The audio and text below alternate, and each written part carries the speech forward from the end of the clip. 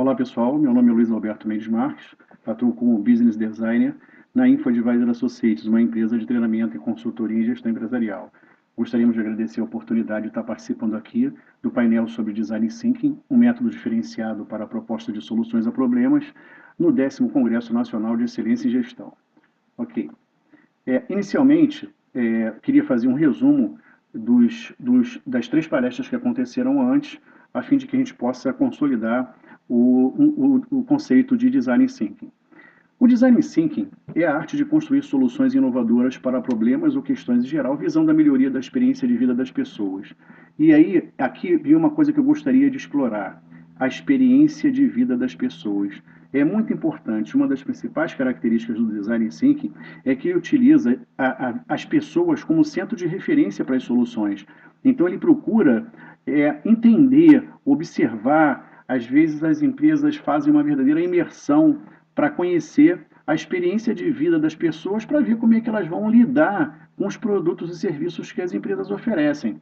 Depois que elas entendem, então elas transformam aquilo em conceito, numa ideia, e depois pegam essa ideia e realizam um protótipo para começar a testar essa ideia, para ver se essa ideia realmente vai atender aquilo que eles imaginam como solução num requisito que eles perceberam na experiência do cliente. Isso é muito importante. Então, o protótipo vai ser realizado e depois vai ser testado, até a gente ter certeza de que realmente essa é uma proposta singular, uma proposta inovadora, uma proposta que realmente vai ser aderida, né, pelo cliente-alvo, no caso. Depois do teste, é claro, né, vai vir a implantação e tal, mas essas 4 fases são muito importantes para vocês poderem entenderem como é que o Design Thinking trabalha. Ele, aqui por empatia, tenta entender o que o cliente, como é que é a experiência do cliente, o que ele vê, o que ele sente, o que ele toca, os medos dele, o que ele ouve, e tudo aquilo relacionado a ele, para então idealizar o conceito, transformar isso num protótipo e testar.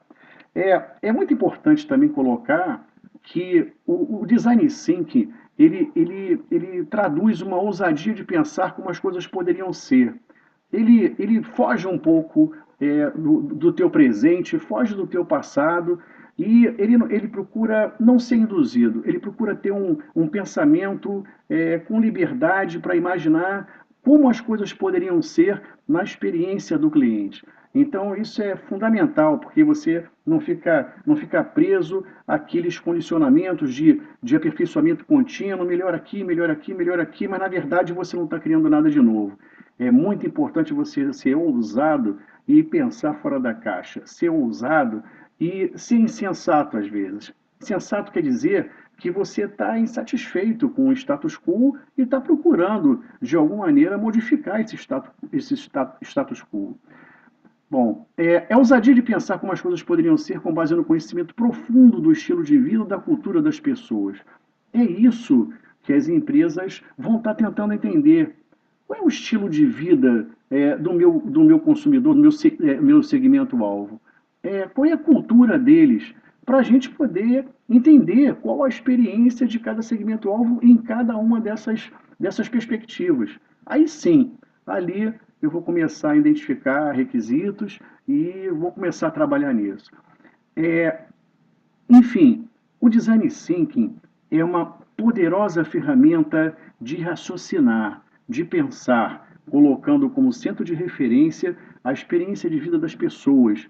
Mas mais do que isso, é ser ousado em questionar aquilo que normalmente nós já fazemos, ser ousado em perguntar como as coisas poderiam ser, o que a literatura está chamando de pensamento abdutivo, ou seja, será que poderia ser assim?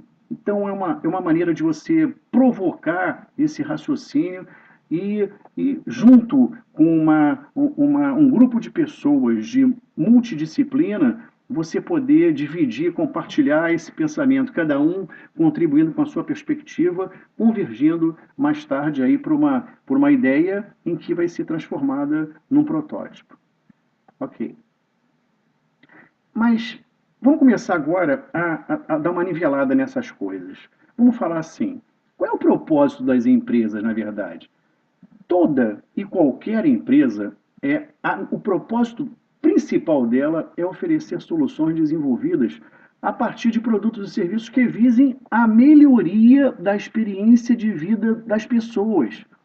Então, não importa qual é a empresa que você trabalha, se a sua empresa não trabalhar diretamente fornecendo produtos e serviços que melhorem a experiência de vida das pessoas, vai estar trabalhando diretamente, vai estar trabalhando para uma empresa que faz isso.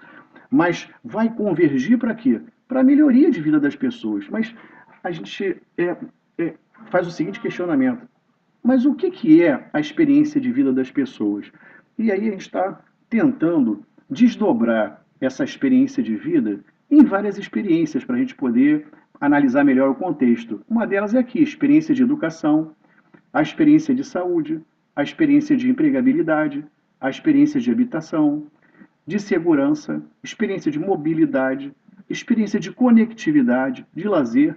Agora, queria deixar uma coisa bem clara: eu não estou esgotando todas as experiências. Isso daqui são experiências básicas, mas pode ter várias experiências aí que a gente pode abordar também.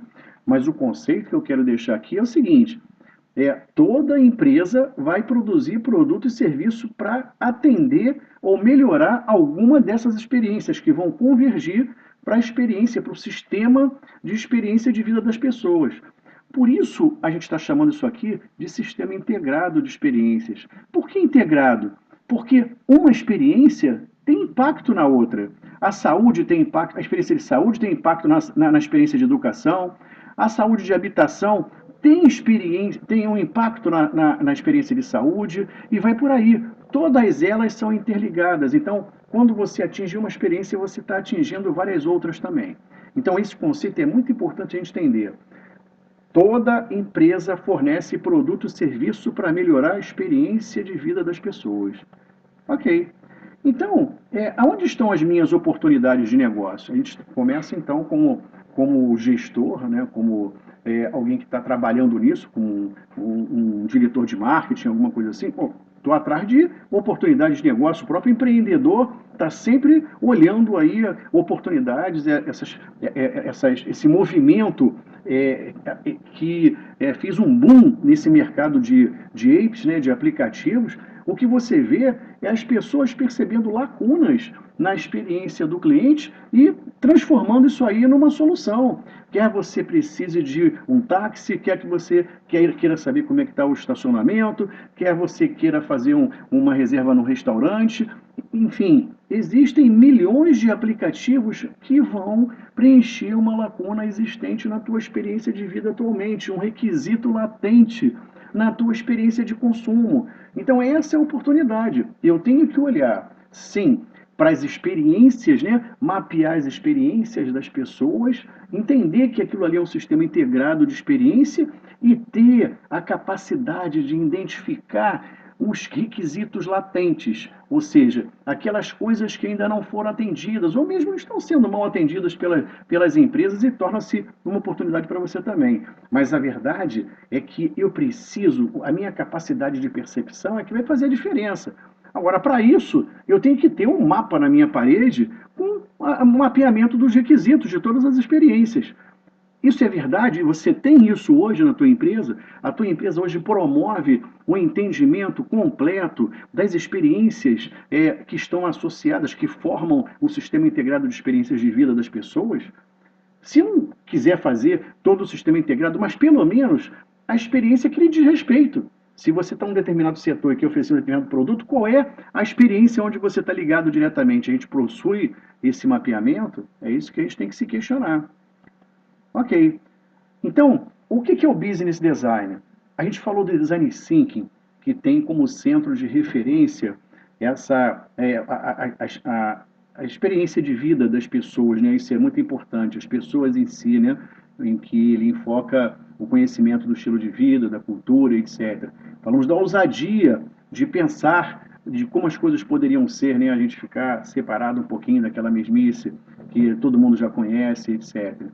Então, o design thinking eu posso aplicar em várias frentes. Por exemplo, a gente tem um projeto aqui de construção de uma casa que a gente pode estar usando o design thinking A gente pode estar com outro projeto de construção de um evento, não importa a natureza dele, pode ser um evento educacional, uma feira, um congresso, alguma coisa assim. Também estamos usando o Design Thinking, mas o Business Design, ele surgiu porque você vai começar a aplicar o Design Thinking na elaboração de modelos e planos de negócios. Por quê? Porque você vai dar maior objetividade, vai dar maior eficácia aos modelos. Por quê? Porque você está definindo um alvo muito bem definido para eles. Se vocês não fizerem assim, se você não tiver essa referência, se vocês não ousarem pensar de maneira diferente, vocês nunca vão ser diferenciados. Vocês nunca vão encontrar uma maneira de ficar à frente da concorrência. Então é muito importante e a gente aproveitar esse potencial do design thinking. Vamos pegar esse pensamento do designer, esse pensamento ousado, esse pensamento multidisciplinar, né, com várias perspectivas, esse pensamento que coloca a experiência de vida no centro de referência, e vamos aplicar isso na construção de modelo e plano de negócio.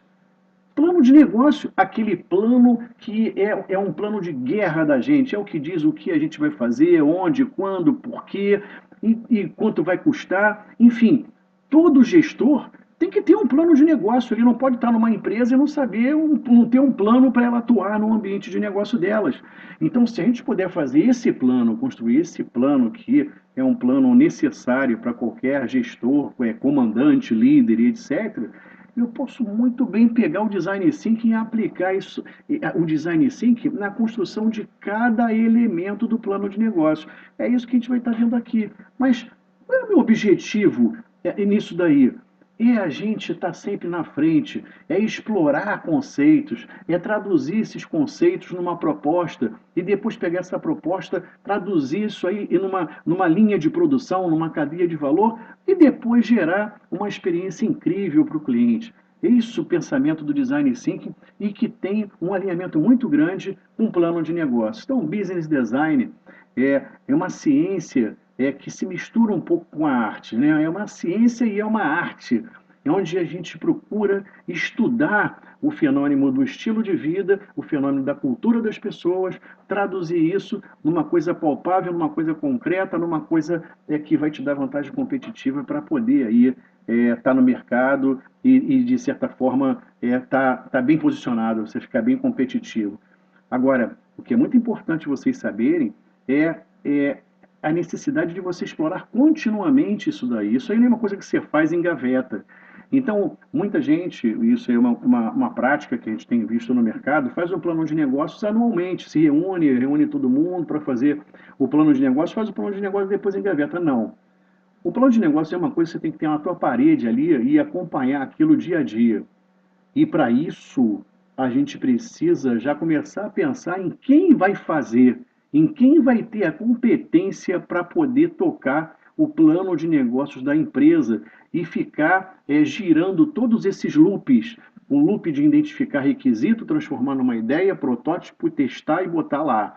Ou seja, em outras palavras, palavras de plano de negócio, identificar conceitos, traduzir numa proposta de valor, traduzir numa cadeia de valor de alto desempenho que vá produzir experiências de consumo marcantes, incríveis para os clientes. Isso é muito fundamental. Então, a gente vai estar enfocando todo o nosso papo aqui na palestra em Business Design, ou seja, a aplicação do Design Thinking na construção de modelo e planos de negócio.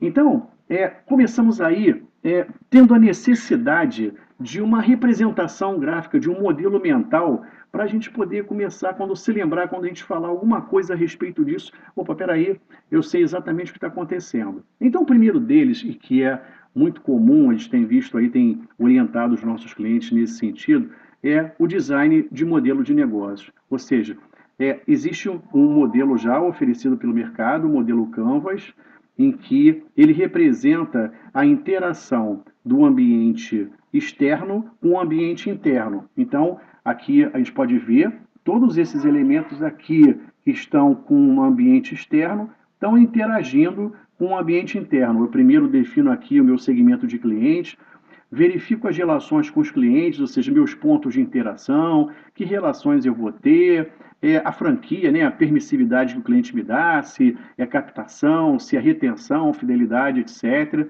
Verifico quais são os canais com que eu vou me relacionar com o cliente, e, enfim, depois disso tudo, eu faço uma proposta de valor. O que é proposta de valor? É um conjunto de produtos, serviços e facilidades que vão atender aos requisitos que eu identifiquei do cliente aqui nas minhas relações. Então, uma vez tendo essa referência aqui, é muito importante que você faça isso aqui de uma maneira muito correta, você teste isso antes de seguir o próximo passo. Por quê? Como ela é uma referência, se você identifica mal o requisito do cliente, se você requisita mal um ponto de interação com ele, a tua proposta de valor vai ser deficiente. Você vai pagar muito caro por não ter investido mais tempo no planejamento de conhecer o estilo de vida, aqui a cultura do teu cliente e identificar os requisitos latentes de uma maneira bastante precisa, né? Ou então perto da precisão, porque depois daqui, você construir a proposta de valor, você vai construir a tua cadeia de valor, que são as tuas principais atividades. Se essa proposta estiver errada, você está tendo um investimento em capacidade de produção, na tua linha de produção, de coisas que não vão vingar, porque não é isso que reflete a realidade do cliente, a necessidade do cliente. Então, muito cuidado com isso. Quando a gente estiver aqui analisando a proposta de valor relativa ao ambiente externo, só vamos passar para derivar, para desdobrar a cadeia de valor depois que a proposta de valor for testada e você realmente ter certeza de que você está diante de uma coisa singular, de uma coisa competitiva, de uma coisa que realmente vai atender o que o cliente quer. E segundo, o mapa de empatia dele, o que ele vê, o que ele sente, o que ele ouve, o que ele toca, os medos dele, etc. É muito importante a gente ter isso aqui bem definido. E nessa parte do ambiente interno, que diz respeito à cadeia de valor, a gente tem aqui a representação dos principais parceiros, os principais recursos, ou seja, a plataforma que, na verdade, eu vou estar trabalhando para poder atender essa proposta de valor, para dar suporte à cadeia que atende a proposta de valor. Aqui, finalmente, eu tenho os gastos. Aqui, como eu tenho uma receita programada para receber, aqui eu também tenho um espaço para colocar uma estimativa de gastos. Com esse modelo, você pode fazer muita coisa interessante. A primeira delas, é claro, representar a dinâmica do teu negócio, né? Quem quiser saber se o negócio vai funcionar ou não, com esses elementos, com esse mapa resumido, né? Porque todos esses elementos aqui fazem parte do plano de negócio. É um resumo do plano de negócio, mas esse modelo mental, basicamente, ele representa aqui a dinâmica, representa aqui como é que o teu negócio vai funcionar. Então, antes de partir para a elaboração do plano de negócio, é muito importante que você entenda a dinâmica do teu negócio e aprove. Aprovada a dinâmica, aí sim. Aí você vai complementar esses elementos aqui com os outros elementos do plano de negócio que são inerentes aí, importantes para que você tenha um plano bom para atuar no ambiente de negócio. Mas, por enquanto, isso aqui é muito importante. Só para vocês terem uma ideia como isso aqui é importante, a gente utiliza isso em análise de situações de aquisições, de fusões e aquisições. Então, quando você faz uma fusão, claro, você pode estar aqui aumentando os segmentos de cliente entre as empresas que estão sendo fundidas, você pode estar compartilhando os mesmos pontos de interação ou não, você está vendo a sinergia que existe entre os modelos de negócio de empresas diferentes. Você vai ver qual é o impacto na tua proposta de valor em função de ter fundido com outra empresa. Então, o que acontece? Você aí está tentando juntar, buscar sinergia, né, para poder ver aonde você vai ter mais trabalho, vai ter que fazer investimento, vai ter que abrir mão de algumas coisas para poder direcionar bem aquilo que você quer. Agora, pode acontecer também que você esteja comprando uma nova empresa e está diversificando e que tem que manter os modelos de negócio separados também. Mas essa primeira referência aqui para você poder estudar a dinâmica do negócio, para você poder analisar, comparar com a tua concorrência, a dinâmica do negócio, do teu negócio com a dinâmica do negócio da concorrência, para você saber aonde ela está analisando melhor o ambiente externo, onde ela está percebendo melhor o ambiente externo e aonde você está criando estruturas organizacionais para poder atender isso daqui. Só para vocês terem uma ideia, no nosso planejamento estratégico, a gente vai falar rápido sobre isso, quando a gente está analisando lá as tendências de mercado, em que a gente tem que classificar as tendências como oportunidades ou ameaças, a gente olha para cá, ó, para a proposta de valor. Se você for capaz de oferecer o requisito intrínseco naquela tendência que você está analisando, você está diante de uma oportunidade. Se você não for capaz de atender, ou se você não for capaz de atender melhor do que a concorrência, você está diante de uma ameaça. Então, o planejamento estratégico está olhando para a proposta de valor, que é a tua capacidade de oferta. Oportunidade se tiver, ameaça se não tiver. Por outro lado, o ambiente interno também faz a gente, em relação a uma tendência, ou uma relação a algum produto, serviço, ou facilidade ou conveniência aqui da proposta de valor, saber se eu tenho fatores de produção necessários para produzir aquilo. Eu posso ter uma excelente proposta, mas não ser capaz de produzir. Então, quando eu tenho aqui um produto ou serviço que eu ofereço isso daí, eu tenho que saber se os meus fatores de produção são capazes, são adequados para aquilo. Se forem, eu estou diante de uma força. Se não forem, eu estou diante de uma ameaça. Mais uma vez, o planejamento estratégico está olhando para a proposta de valor e para a cadeia de valor para poder fazer a sua análise estratégica, ou seja, comparar oportunidades e ameaças, identificando aqui, classificando aqui na proposta de valor, ou forças e fraquezas identificados aqui na cadeia de valor. Ok. Então, o que a gente vai fazer agora? A gente vai mostrar para vocês os N elementos que estão aqui no plano de negócio. Não vou entrar em cada um, é claro, mas é muito importante mostrar para vocês que construir um plano de negócios não é uma coisa fácil, não é uma coisa que uma pessoa só pode fazer, não é uma coisa que uma pessoa só pode manter, é uma coisa que é bastante complexa, mas é que é necessário colocar cada elemento desses aí na parede e saber quem é que é responsável pela atualização disso daí e começar, antes de mais nada, aplicar o design thinking no design de cada elemento.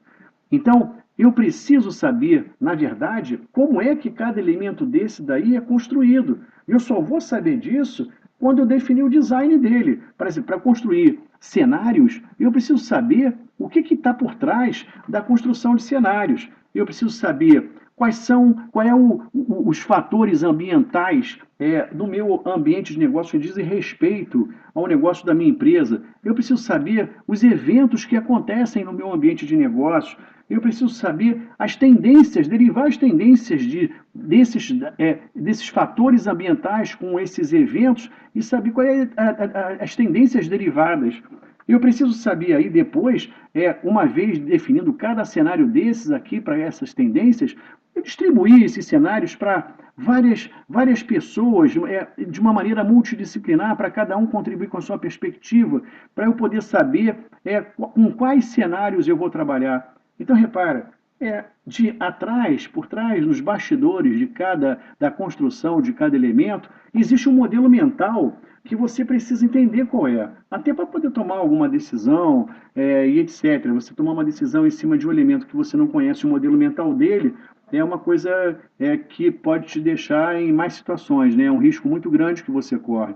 Então, o importante aqui, nesse design no plano de negócio, é você fazer a construção de cada elemento desses daqui com muita consciência, né? Conhecendo o modelo mental deles todos, para que você possa ter certeza que você está convergindo os teus esforços aí para a longevidade da tua empresa. Se não for dessa maneira, se você não tiver uma ideia, uma visão sistêmica de todo o plano, fatalmente você vai poder ter algumas derrotas aí durante a tua guerra e às vezes essa derrota pode não deixar você se levantar novamente.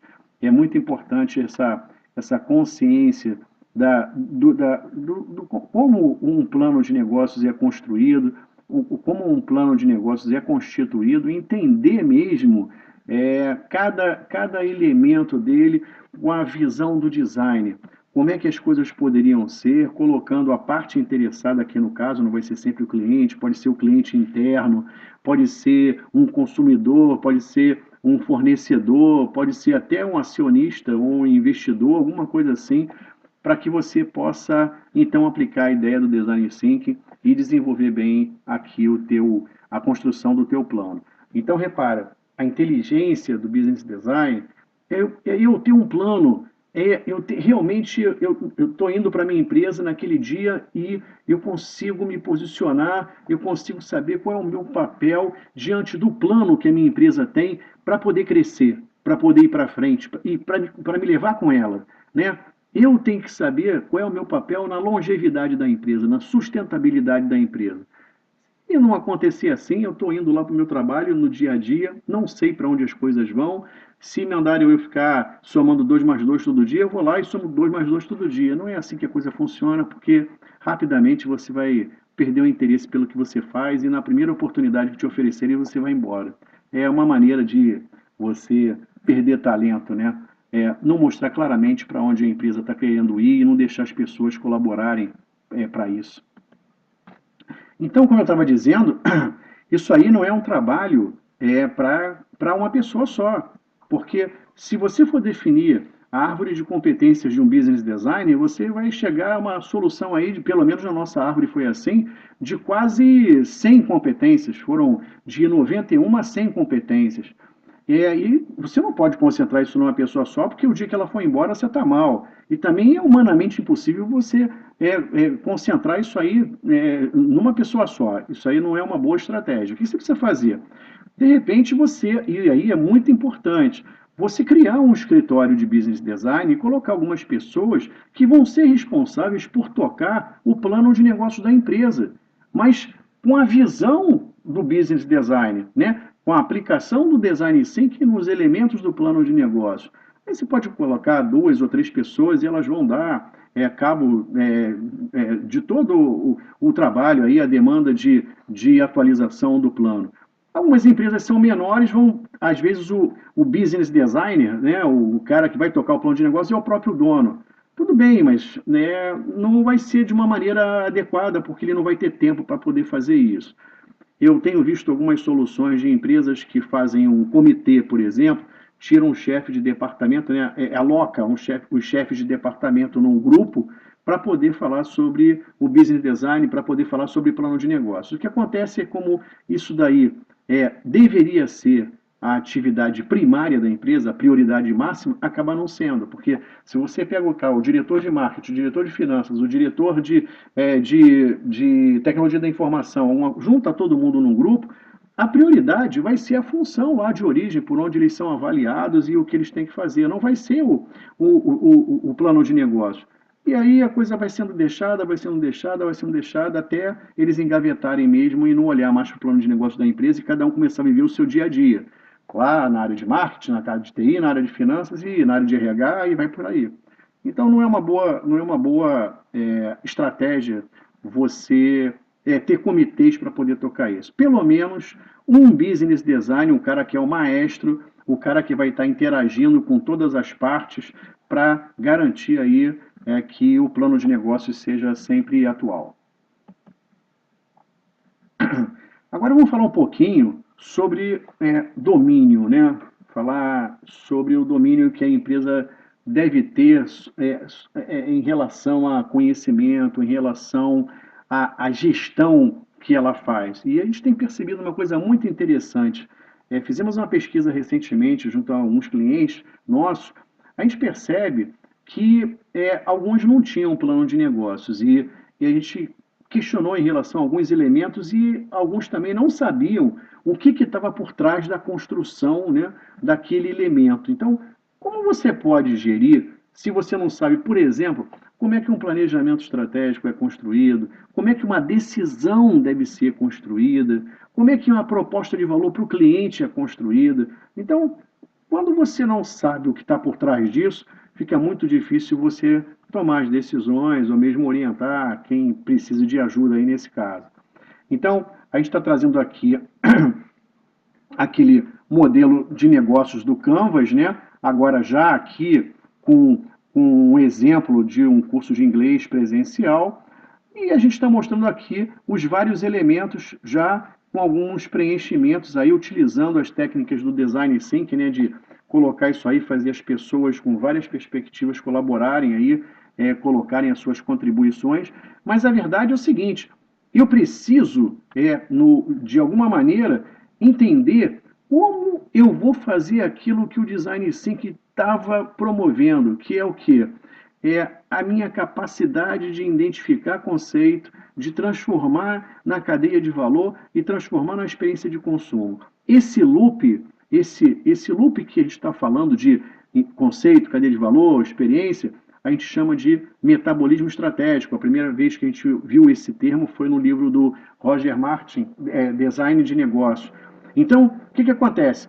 Para uma empresa estar na frente, para uma empresa ter o domínio, né, do seu setor de negócio, onde atua, do seu ambiente de negócio, ela precisa ter esse loop feito continuamente e rapidamente para poder responder ao mercado. Assim que o concorrente vier e imitar, você já tem um outro conceito para lançar, um outro conceito para capitalizar valor. Agora, se você ficar refém de um conceito, de um negócio durante muito tempo, você acha, tá dando certo, pô, tô ganhando dinheiro, então para mim não vou mudar. O dia que mudar, vai demorar muito para você poder responder a demanda de mercado e você pode, e aí, pode perder muito dinheiro em relação a isso e você pode até comprometer a longevidade da empresa em relação a isso. Então é muito importante que você, de alguma maneira, tenha aí uma velocidade para poder estar aqui trabalhando esse loop daqui, elaborar, identificar conceitos, elaborar propostas, estruturar uma cadeia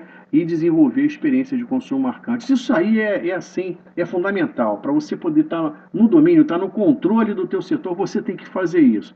Se você não tiver quem esteja pensando nisso diariamente, você deve levantar as orelhas aí e pensar, falar assim, olha, tem alguma coisa errada aqui, porque eu virei alvo, eu estou parado e virei alvo, as pessoas podem me atingir facilmente. Então, a gente está tentando mostrar aqui justamente aqui a preocupação em você mapear, né, todo o teu ambiente externo, gerando uma proposta de valor. Então, isso aqui é muito importante você estar aqui e aprovar isso aqui e insistir nesse planejamento. Para quê? Para quando você venha para cá, para o teu ambiente interno, você traduzir a cadeia de valor, você esteja dando uma informação estabilizada, né? Para construir, para montar uma linha de produção de uma coisa que realmente vai ser eficaz lá no atendimento dos requisitos do cliente. Se você fizer isso daqui rapidamente, não estabilizar isso direito, você pode estar construindo uma linha de produção para produtos que ninguém vai comprar. Isso é muito ruim. Então aqui está todo o teu ambiente interno, né? Interagindo com o teu ambiente externo, com o objetivo principal de acelerar o teu metabolismo estratégico, que é justamente aí você está identificando novos conceitos, proposta de valor, cadeia, experiência, que a gente viu lá logo no primeiro slide, quando a gente mostrou a ideia do Design Thinking. Design Thinking é isso, é pensar como as coisas poderiam ser, novos conceitos, como elas poderiam ser, e aí traduzir isso aí numa boa proposta e estabilizar essa proposta antes de passar para a cadeia e gerar uma experiência de consumo marcante. Uma coisa que eu queria falar para vocês aqui, não sei se vocês estão percebendo, é a diferença entre a proposta de valor e a experiência de consumo.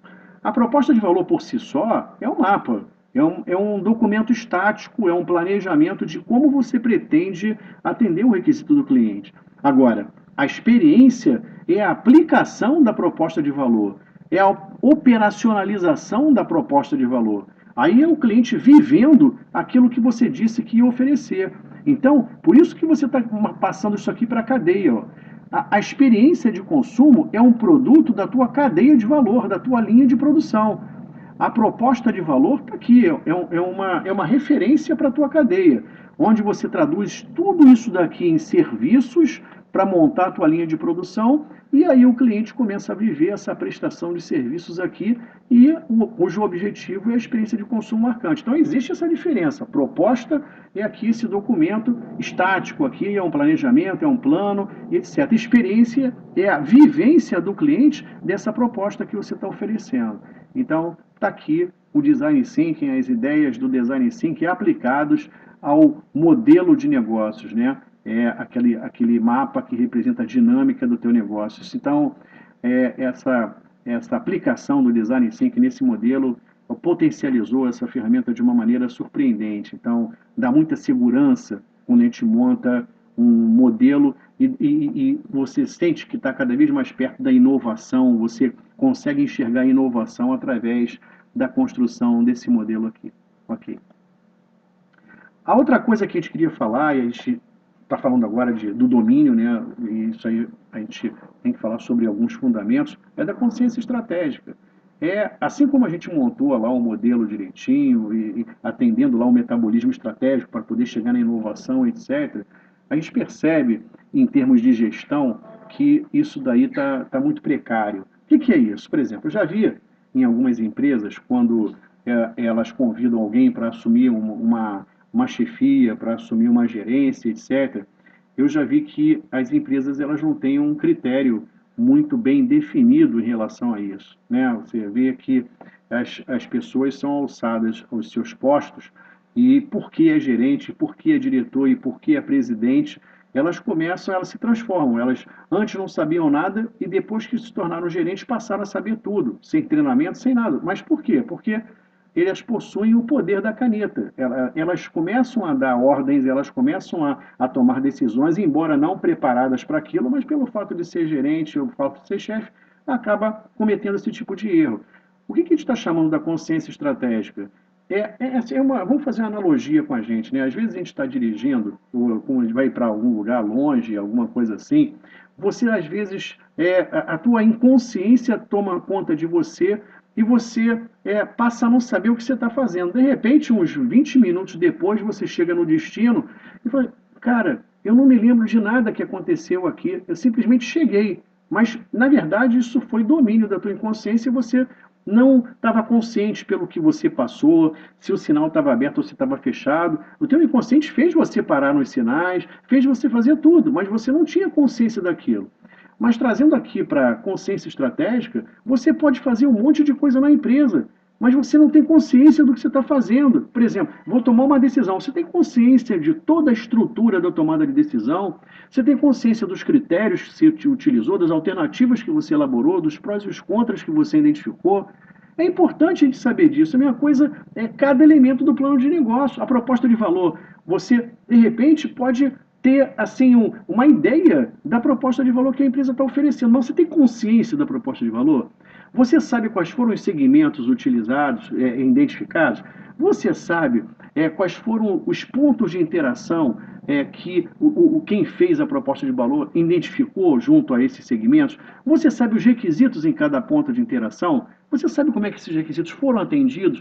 Então, se eu não souber disso, que é justamente o que está lá no meu plano de negócio, inclusive no modelo, né, que isso é um subconjunto do plano, fica difícil gerenciar a empresa. Então, todo mundo na empresa, desde lá do peão até o presidente, eles têm que ter consciência do plano de negócio, eles têm que ter consciência de como as coisas acontecem, eles têm que ter consciência de qual é o papel deles na atuação da empresa, qual a importância do que eles fazem na atuação da empresa. Só para vocês entenderem aqui, ó, o que a gente está falando. Todos nós, colaboradores da empresa, somos prestadores de serviço. Então aqui vão ter um monte de serviços que a gente tem que fazer. Cada serviço desse vai ser feito por quê? Para atender um produto, um serviço ou uma facilidade que está aqui. Todos eles, se não estiver atendendo diretamente, está atendendo a quem atende diretamente, ou seja, está dando suporte a quem atende diretamente. Então, a cadeia de valor é para atender a proposta. Você, prestando um serviço, fatalmente vai estar interligado, alinhado, associado à prestação, à operacionalização de alguma conveniência.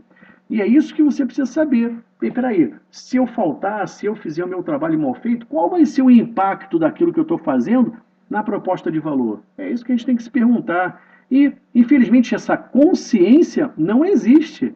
Eu não tenho a mínima ideia do que vai acontecer caso a qualidade do meu serviço seja ruim. Eu não sei aonde isso vai impactar. Isso não se admite. Né?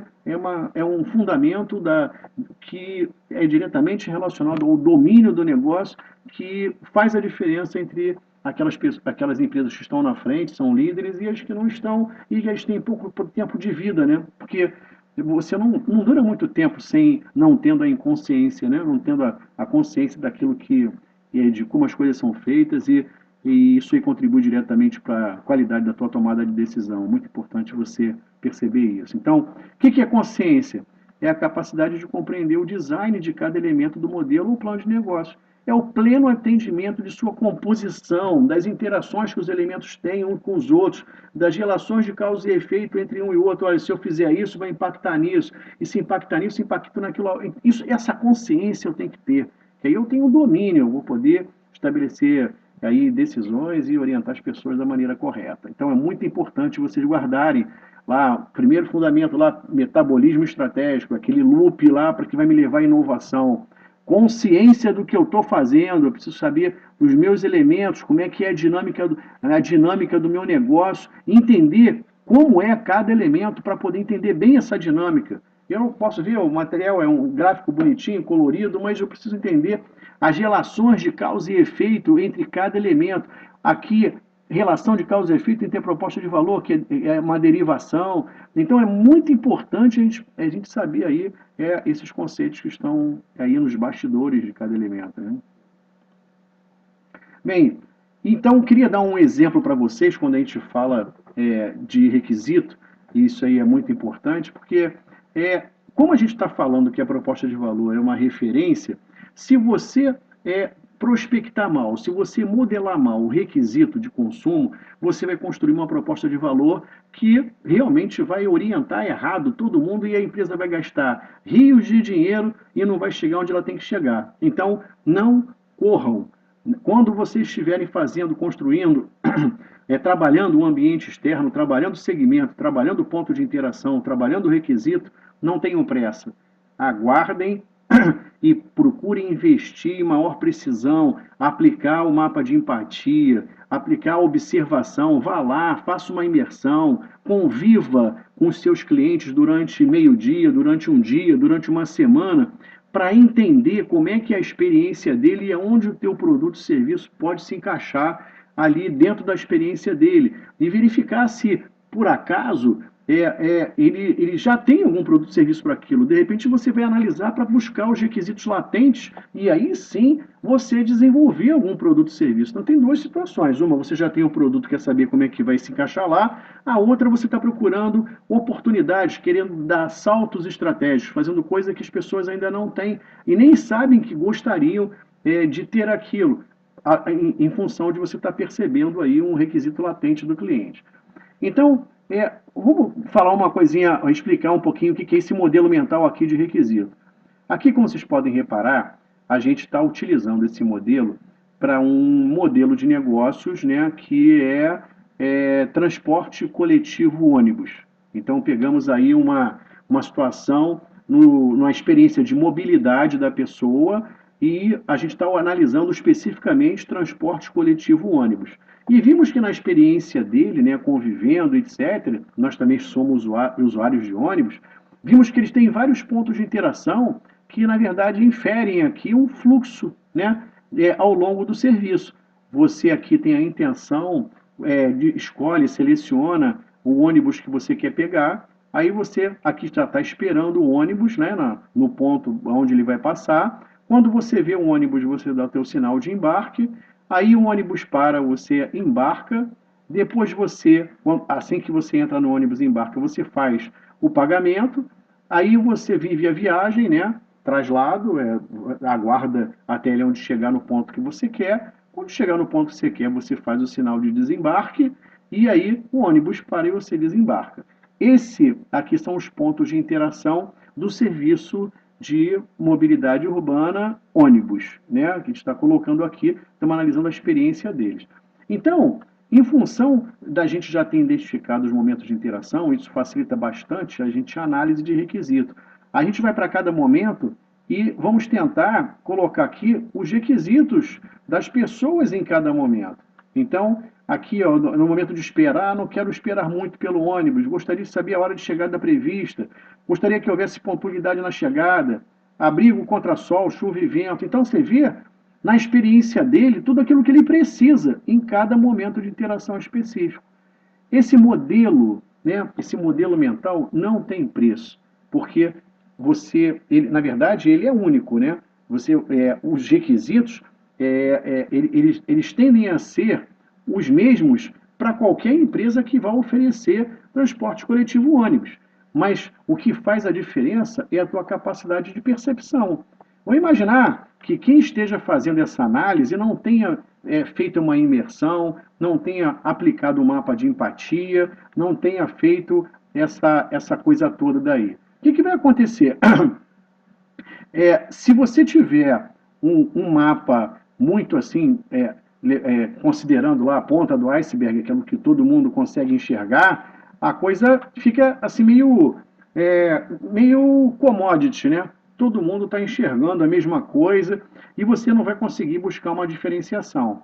Mas, se pelo contrário você perceber algum requisito aqui que pode te dar um salto competitivo, opa, duvido que alguém tenha enxergado isso aqui que eu percebi. Então é um investimento, né? Algumas empresas colocam psicólogos, antropólogos, designers, para poder viver essa experiência aí do cliente, então traduzir, né, vir aqui discutir com a sua perspectiva algum requisito latente que eles tenham observado. Agora, você pode também não mandar ninguém, pode até não fazer esse trabalho, e que é o caso da maioria das empresas de ônibus. Eu tive contato com algumas e ninguém construiu proposta de valor. Então, mapa de requisito nem pensar, então é complicado. Então, se você consegue fazer isso daqui, você consegue aqui, de repente, estar identificando aqui, por exemplo, aqui no traslado, né?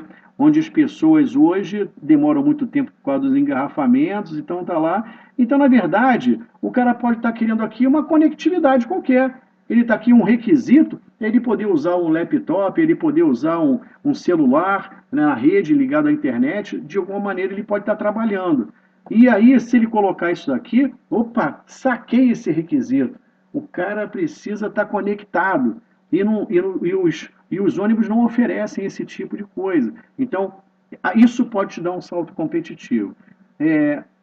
Antes de fazer qualquer coisa na proposta de valor, o mapa de requisitos, a modelagem de requisitos tem que estar muito bem esgotada, né? Você olhar para lá e falar assim, olha, tá legal. Repara, existe uma linguagem especial para você dizer requisito de consumo, linguagem diferente das conveniências, como a gente vai ver. Linguagem de requisito é linguagem de necessidade. É onde o cliente diz as necessidades dele, as preferências, os desejos, as exigências, as expectativas. Então, é uma linguagem de dizer o que ele quer.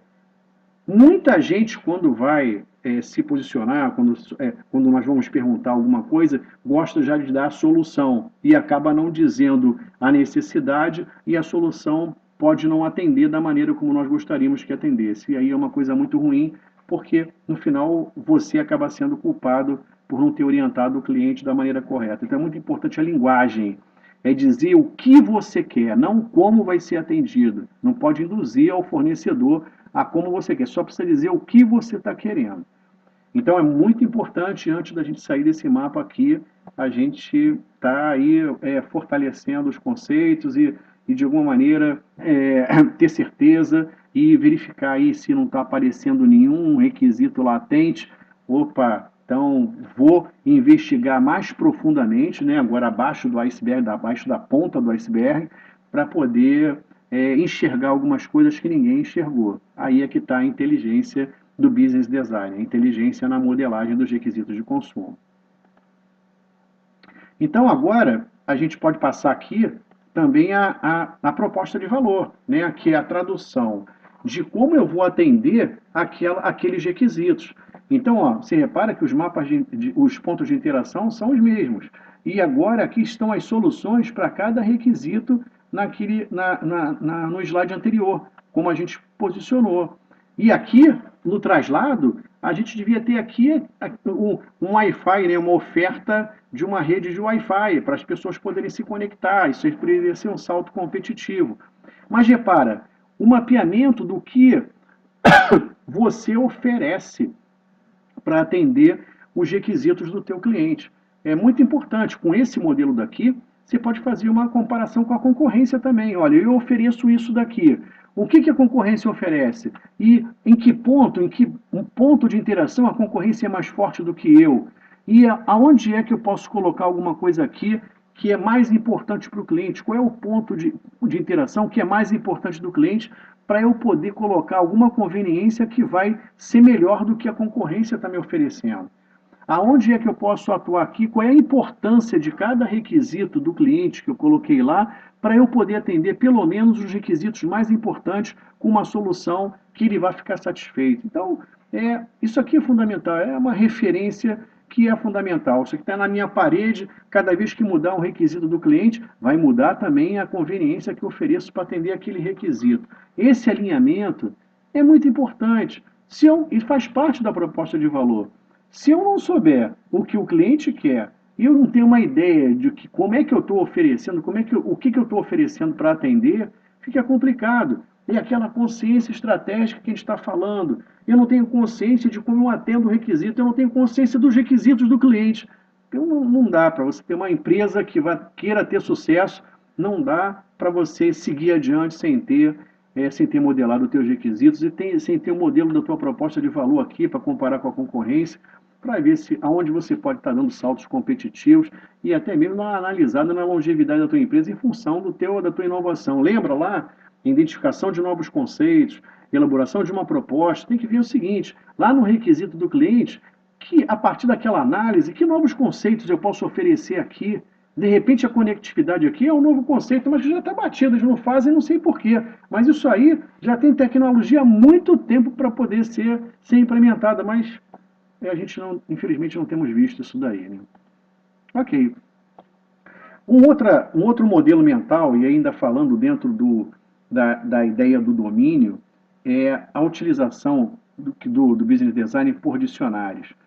Quando um arquiteto vem fazer a construção da nossa casa, isso é muito comum a gente ver, depois que ele faz todo um questionamento sobre como é que é o nosso estilo de vida, se a gente pretende receber pessoas, se a gente tem uma possibilidade de morar com o sogro e com a sogra mais tarde, se você tem filhos e se é um casal, ou se é o mesmo sexo, se você pretende ter bicho de estimação, se você gostaria de reaproveitar a água da chuva, enfim, ele vai fazer um verdadeiro interrogatório para você, para poder fazer um projeto onde a sua experiência de habitação, de moradia, seja a melhor possível. Então, ele precisa saber qual é o teu estilo de vida para poder traduzir isso num projeto em que vá atender ao teu estilo de vida.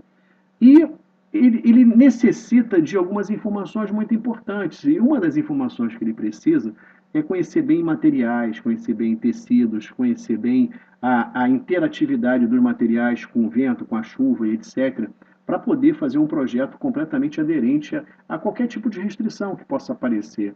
Mas ele precisa entender muito bem de material. Isso é fundamental. Então, ele provavelmente tem lá um dicionário de materiais para ele saber aonde aplicar aquele material e saber que o material existe. Isso aí é fundamental. Às vezes, na cabeça da pessoa, ele não tem toda essa informação, mas ele tem um dicionário, ele pode olhar lá e ver quais são os materiais que ele poderia estar utilizando. Voltando para a empresa, isso não é diferente. Por exemplo, a gente sabe que existe aí uma função até nova, né? Tem uns 15 anos aí que o pessoal está utilizando já, que é a gestão por competência. E na gestão por competência, o que acontece? Todos os processos de pessoas, de gestão de pessoas, eles precisam usar a competência como eixo de referência. Então, você vai fazer um edital pensando numa competência, você vai recrutar pensando numa competência, você vai selecionar pensando numa competência, contratar, produzir, desenvolver, certificar, tudo com base num modelo de competência. Isso é muito importante. Então, tem um modelo mental de uma competência. Peraí, quando eu falar numa competência de tomada de decisões, o que vem na minha cabeça? E a ideia de competência, né, ela representa um conjunto de qualificações, né, ela tem que representar bem um determinado conjunto de qualificações. E quando alguém falar competência tomada de decisão, o mesmo modelo de representação dessas qualificações tem que aparecer para todo mundo. Se você fizer um teste na sua própria empresa e pegar uma competência qualquer e mandar todo mundo escrever quais são as qualificações inerentes àquela competência, você vai ter uma surpresa. Ou então não, nem vai ter surpresa, mas vai ser tudo diferente, porque cada um tem uma ideia do que é. Então, a construção dessa referência aqui, dicionário, para o business designer é muito importante, porque ele precisa conhecer as competências, precisa conhecer de tecnologia, precisa conhecer de princípios, precisa conhecer de políticas, isso tudo vai ter um dicionário específico para cada coisa. E, na verdade, as empresas não se preocupam muito com isso, quer dizer, isso fica tudo espalhado na cabeça das pessoas e você acaba não tendo uma maneira organizada, produtiva e acaba até desperdiçando orçamentos porque você não está mais organizado em relação a isso. Então, mais uma vez, a inteligência em business design aqui está em você poder usar essa ferramenta aqui, dicionários, que na verdade aqui nesse caso de competência, ele representa o quê? As qualificações que um colaborador deve ter nas proficiências, né? Que a proficiência 1 é o menor, né? Júnior, júnior, pleno, sênior e etc. Mas a ideia é que ele possa ter esses graus de proficiência, né, para cada competência. Então, aqui a gente estava colocando, né, trainee, júnior, pleno e sênior. Nem sempre você vai precisar usar essas gradações, mas isso aí é só uma representação para vocês poderem ter uma ideia do que vocês podem fazer. Vocês podem falar assim, não quero trabalhar só com a proficiência 1 e 2. Aqui, na verdade, eu também só estou mostrando para vocês duas dimensões da competência. Na verdade, são 7. Você tem aqui para trás habilidade, tem experiência, então tem relacionamento. Então, é muito importante você também saber quais as dimensões com que você vai trabalhar. Então, você pode trabalhar com proficiência 1 e 2 só e com algumas poucas dimensões que são aquelas mais objetivas para você, para começar. Mas o importante é que você tenha um modelo mental e que você tenha uma maneira de representar isso e a empresa comece a ter referências mais concretas daquilo que ela quer. Aí ela começa a falar uma linguagem empresarial. Todo mundo começa a falar a mesma linguagem. O que não pode acontecer é quando a gente falar competência de tomada de decisões, cada um imaginar uma coisa. Então, essa ferramenta dicionário é muito legal em relação a isso. Um outro modelo mental que a gente tem explorado bastante nas empresas e faz parte, né, daquele fundamento de consciência estratégica é o modelo de riscos, né? E que nesse caso aqui, como exemplo, a gente está pegando, está aplicando o modelo de risco na gestão de pessoas, mas você pode aplicar o modelo de risco em qualquer função administrativa. Isso não tem importância. Você pode aplicar na tecnologia da informação, pode aplicar em marketing, pode aplicar em desenvolvimento de produtos, pode aplicar em logística, faturamento, enfim, pode aplicar em qualquer função corporativa. Mas o que a gente quer mostrar para vocês é o seguinte: existe ainda hoje uma confusão muito grande entre o que é perigo e o que é risco. Perigo é um efeito, risco é uma causa. Então, na verdade, pensar em risco, a literatura está toda voltada para isso, você tem que pensar risco como causa de alguma coisa. Então, o risco, na verdade, não é a estrela do show. A estrela do show é ainda o objeto de exposição ao perigo. Então, se você tem aqui alguma coisa que você precise muito, como produção de produtos, o clima organizacional, valores institucionais, essas referências elas podem ser expostas a perigos. Então, por exemplo, aqui, o clima organizacional. Um perigo que pode acontecer, queda na qualidade e produtividade. Isso deixa o pessoal para baixo, a autoestima de todo mundo fica muito prejudicada. Mas quais são os riscos relacionados à queda na qualidade e produtividade? Desperdício de recursos operacionais, baixa qualidade da produtividade de produtos e serviços. Então, isso aqui não esgotei, mas são riscos que, se acontecerem, vai acontecer esse perigo e vai expor aqui esse objeto. É muito importante que todos os colaboradores saibam quais são qual é o modelo de risco inerente aos processos que ele executa. Se ele não souber por onde ele deve passar, as minas que ele deve desviar, fica muito complicado ele não cair numa armadilha. Então, eu percebo isso nas empresas e você não vê as empresas preocupadas em cada função, né, de função organizacional, função corporativa, ter o seu modelo de risco definido. Ah, Luiz, mas isso aí é muito complicado de fazer, isso aí não tenho quem faça e tal. Na verdade, cada gestor poderia estar construindo um modelo de risco da sua função. Né? Faz parte dele ele fazer essa tentativa, botar quem de direito para participar disso, aplicar o design thinking em cima disso daí e estar traduzindo o modelo. Se mandar todo mundo fazer, em uma semana a gente tem esses modelos prontos para todo mundo. Agora, é a questão de você ter a consciência estratégica de saber quais são os riscos inerentes à sua função corporativa. Se você não tiver essa consciência, você vai estar levando pedrada toda hora e não vai saber o que vai fazer. Essa última coluna aqui é a minha resposta ao risco, é a redução, a minimização da tua vulnerabilidade. Quanto mais eficaz for a tua resposta, menos risco você vai correr, menos exposição você vai ter no perigo e menos exposição, menos risco você vai correr aqui com o teu objeto, né, qualquer objeto organizacional. Então, pessoal, é muito importante a gente ter esse modelo mental também. Eu estou querendo colocar que a inteligência do business design ela é diretamente proporcional à materialização dos modelos que você consegue fazer, a representação dos modelos mentais que você consegue fazer. Quando você cria um modelo mental, se cria uma referência, então fica fácil de compartilhar, de melhorar, de evoluir daquilo ali, né, de atualizar. Agora, quando você não tem um modelo mental sobre alguma coisa tão importante como é o risco, que é uma coisa bastante inerente em qualquer negócio, fica muito difícil você tocar o teu negócio. Você vai estar sempre aí com um buraquinho lá no teu dique aparecendo e você tendo que botar o dedo ali rapidamente sem pensar numa coisa mais a médio e longo prazo. Então, isso é muito importante que a gente pare e veja o quanto essa inteligência do business design pode deixar a gente na frente do concorrente, porque a gente está aplicando a consciência estratégica, a gente está aplicando,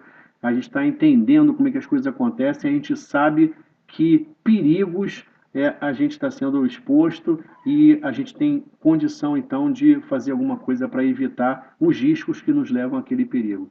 Mais uma vez, reparem, a inteligência está em você partir para fazer, partir para conhecer, partir para entender o que está por trás dos bastidores lá do teu plano de negócio. Ok. Vamos falar agora sobre uma outra coisa ainda, inteligência em business design, que é uma coisa que acontece aí muito no nosso cotidiano, né? É o modelo de maturidade. O modelo de maturidade é uma técnica que permite que você estabeleça um universo de práticas de trabalho e divida esse universo de práticas de trabalho em vários níveis de complexidade. Então, por exemplo, no caso da gestão de pessoas, nós pegamos aqui todos os processos de gestão de pessoas, aqui eu só coloquei a primeira página a título de demonstração para vocês, pegamos todos os processos de gestão de pessoas e aí vimos as práticas relativas a cada processo e dividimos essas práticas em níveis de complexidade. Então, por exemplo, se hoje eu sou convidado para gerenciar uma área de recursos humanos, a primeira coisa que eu preciso saber é o seguinte: qual é o universo de práticas de trabalho da área de recursos humanos? Práticas de trabalho significam sistemas, metodologias, técnicas, tecnologias, documentos, né, de referência, de legislação, enfim, tudo que existe no contexto daquele processo eu tenho que identificar. Então, aí o que eu faço? Pego essa relação e divido em níveis de complexidade, contratando aí critérios de pré-requisito de um para o outro, e etc. Né? Não é só complexidade, né? Assim, adequação. Né? É importante ter aquilo como um primeiro passo.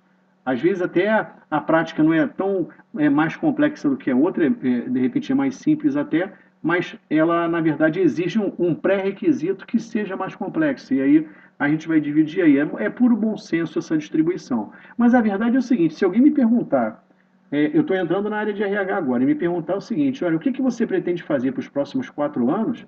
Depois que eu enquadrar a empresa no modelo, a minha área, no modelo de maturidade, eu vou ver aquilo que está latente, aquilo que não está atendido.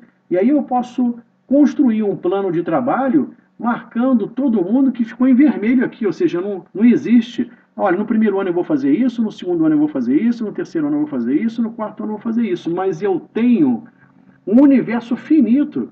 Eu tenho um ponto lá no futuro para chegar. Agora, se eu não tiver ideia do modelo de maturidade da minha função, eu entro lá e não tenho ideia do horizonte. Eu não sei nem o que existe em termos de prática para lá. Eu vou estar lá atendendo a demanda do dia a dia e vamos tocar essa coisa aí do jeito de ser tocada. Bem, não é bem assim, né? A gente precisa ter consciência estratégica. A gente precisa saber quais são as práticas, o universo de práticas da minha área, dividir isso aí de uma maneira organizada, estabelecer metas para o primeiro ano, segundo ano, terceiro ano, até eu conseguir levar a minha maturidade da função corporativa ao máximo, né, no nível de excelência. Antes disso, ali fica complicado. Se eu não souber o que eu já tenho enquadrado, ou o que eu não tenho, ou então uma referência para enquadramento, fica muito complicado. Isso não é gestão e a gente tem visto aí vários exemplos em relação a isso. Infelizmente, existe uma massa muito grande de empresas que agem assim, agem sem consciência. E agora, já que a gente está falando de inconsciência estratégica, a gente viu de consciência estratégica, a gente viu todos esses exemplos daí. Vamos tentar imaginar a inconsciência da empresa, né? Porque o que é inconsciência? Inconsciência é onde a gente está guardando todas as nossas experiências, né? O que acontece com a gente é isso. A nossa inconsciência guarda a nossa memória, guarda o nosso sistema operacional, que atua involuntariamente quando a gente está dormindo, trata da nossa respiração, trata da nossa digestão, sem o nosso controle direto em relação a isso. Então, existem sistemas, né, na nossa inconsciência que são responsáveis por fazer com que a gente aí viva de uma maneira saudável e tal, que a gente funcione bem, entre aspas, né? Mas a empresa também tem uma inconsciência. E, por exemplo, quando a gente fala que a gente guarda as nossas experiências lá, com base nessas experiências que a gente está guardando que a gente tem aquelas intuições. Ou seja, muita gente fala assim, pô, tem um sexto sentido ótimo e tal, é porque ela tem um volume muito grande de experiências e quando a gente questiona, procura, aciona o nosso cérebro em relação a alguma questão, ele vai procurar lá, nos padrões de reconhecimento dele, alguma experiência que esteja relacionada com aquilo. E se ele encontra, ele já toma a decisão para você e você, na intuição, já passa aquilo. Não foi você que tomou, foi o teu inconsciente que tomou, porque existia um padrão reconhecido lá. E aí você acaba decidindo de uma determinada maneira. Por quê? Porque você tinha uma experiência lá para ele procurar. Agora, quando isso não acontece, como é que a coisa se desenrola? Você não tem experiências guardadas, então você não tem a matéria-prima para a intuição. Então você fica com a intuição muito prejudicada, porque você não consegue, não tem padrões reconhecidos, não tem volume para você poder fazer as sinapses que são necessárias para você poder entender o resultado daquilo. Falando de empresa, a coisa funciona de uma maneira também bastante perigosa, né? Porque a gente tem vários modelos mentais, a gente tem as nossas melhores práticas, a gente tem os designs dos nossos elementos. A empresa também tem experiência junto a todas as partes interessadas, consumidores, clientes, fornecedores, colaboradores, acionistas, etc. A gente tem vários modelos de maturidade, que são coisas que é importante que esteja guardado, né, sob o domínio da empresa. A gente tem aqui o know-how, né, como as coisas são feitas, os nossos processos, isso tudo tem que estar guardado na inconsciência estratégica. Isso aí tem que estar lá. Não está no consciente. No consciente eu estou fazendo um processo de negócio, que é marketing, desenvolvimento de produtos, vendas de produtos, produção, entrega, faturamento, assistência, essa coisa toda. Isso aí está na nossa consciência, aquilo que a gente faz. Mas a empresa também precisa estar rolando, precisa tá rodando por trás disso daí. O financeiro tem que rodar independente de qualquer coisa, o RH tem que rodar, os serviços gerais tem que rodar de qualquer maneira, a manutenção tem que rodar de qualquer maneira. Ou seja, tudo aquilo que apoia o processo de negócio tem que estar na nossa área de inconsciência, rodando muito bem, para que o processo de negócio possa rodar bem também. Então, agora, a diferença da inconsciência estratégica que a gente está atribuindo o conceito à empresa da nossa, é que da empresa é o potencial que a empresa tem, e não o individual. Então, eu posso dizer o seguinte: a potência da inconsciência da empresa é infinitamente maior do que a nossa. Por quê? Porque ali são todos os colaboradores guardando experiências, formulando e guardando modelos mentais, gerando informações, identificando padrões de representação, de comportamento, a inteligência, as lições aprendidas em função do que aquilo que a gente faz está sendo guardado aqui também, só que isso está sendo compartilhado por todo o corpo de colaboradores da empresa. É uma maneira da gente poder compartilhar. O que não acontece hoje? Isso. Então, a gente fica refém do conhecimento tácito, aquilo que está na cabeça das pessoas e que não é de domínio da empresa, infelizmente. Não é de domínio dela. Ela precisa de alguém que saiba aquilo, e se você precisa se perguntar em alguma hora quem é que sabe isso, você não vai saber. Você não tem essa informação de imediato. Então é muito importante a gente entender que para a gente ter domínio, a gente precisa ter consciência estratégica e inconsciência estratégica. Lembra com a gente aqui que a consciência é 95% e a nossa consciência é 5%? A gente não utiliza o potencial do nosso cérebro como tem que acontecer. Isso não quer dizer que na empresa precisa ser da mesma maneira. Por quê? Porque aqui a gente pode influenciar, a gente pode aqui aproveitar 50, 60, 70% da inconsciência estratégica e deixar 30% na consciência. Então é muito importante a gente ter experiências, a gente ter ativos intelectuais para poder guardar aqui na inconsciência, porque todo mundo pode compartilhar isso e não ter necessidade de fazer retrabalho, de perder tempo, de gastar dinheiro, recurso e não ser competitivo por causa disso. É preciso que tudo isso, os dicionários, os planos, os designs, tudo isso esteja guardado em algum lugar e que possa ser compartilhado de uma maneira fácil. Isso aí é fundamental. Agora, quem é que tem que estar pensando em como construir essa inconsciência estratégica? O business designer. Ele que tem que ter essa visão toda e está promovendo a construção disso que a gente está colocando aqui. Então, juntando a consciência, como tudo acontece, com a inconsciência, com aquilo tudo que está espalhado na cabeça dos colaboradores, a gente tem um potencial muito grande. A gente vai tornar uma empresa aí super capacitada para poder reagir aí a qualquer imprevisto no nosso ambiente de negócios e levar a empresa rumo ao sucesso aí, aquele salto competitivo, em fazer aquele loop lá do metabolismo estratégico e a coisa acontecer. Tudo isso que está aqui, que vocês estão vendo, são insumos, são matérias-primas,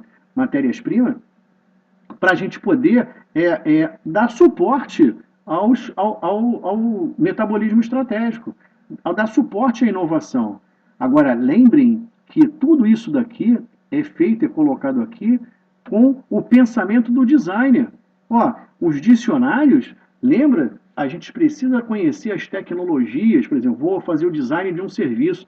É fundamental que eu saiba quais são as tecnologias que existem para eu poder ver se eu posso usar alguma naquele design, naquele serviço que eu estou desenvolvendo. Por quê? Porque vai aumentar a produtividade dele, vai diminuir o esforço com que o cliente vai ter que vai interagir com aquele serviço tenha, e vai por aí. Né? Então, eu acho que é muito importante a gente parar para dar uma pensada nisso daqui. Por onde andam esses ativos intelectuais aqui que formam a inconsciência estratégica e que a gente não tem uma iniciativa para poder resgatar isso. Né? As pessoas vão embora e levam a inconsciência estratégica da empresa com eles. Bem, agora vamos falar um pouquinho sobre o protótipo, né? E a verdade é o seguinte, esse negócio de protótipo, a gente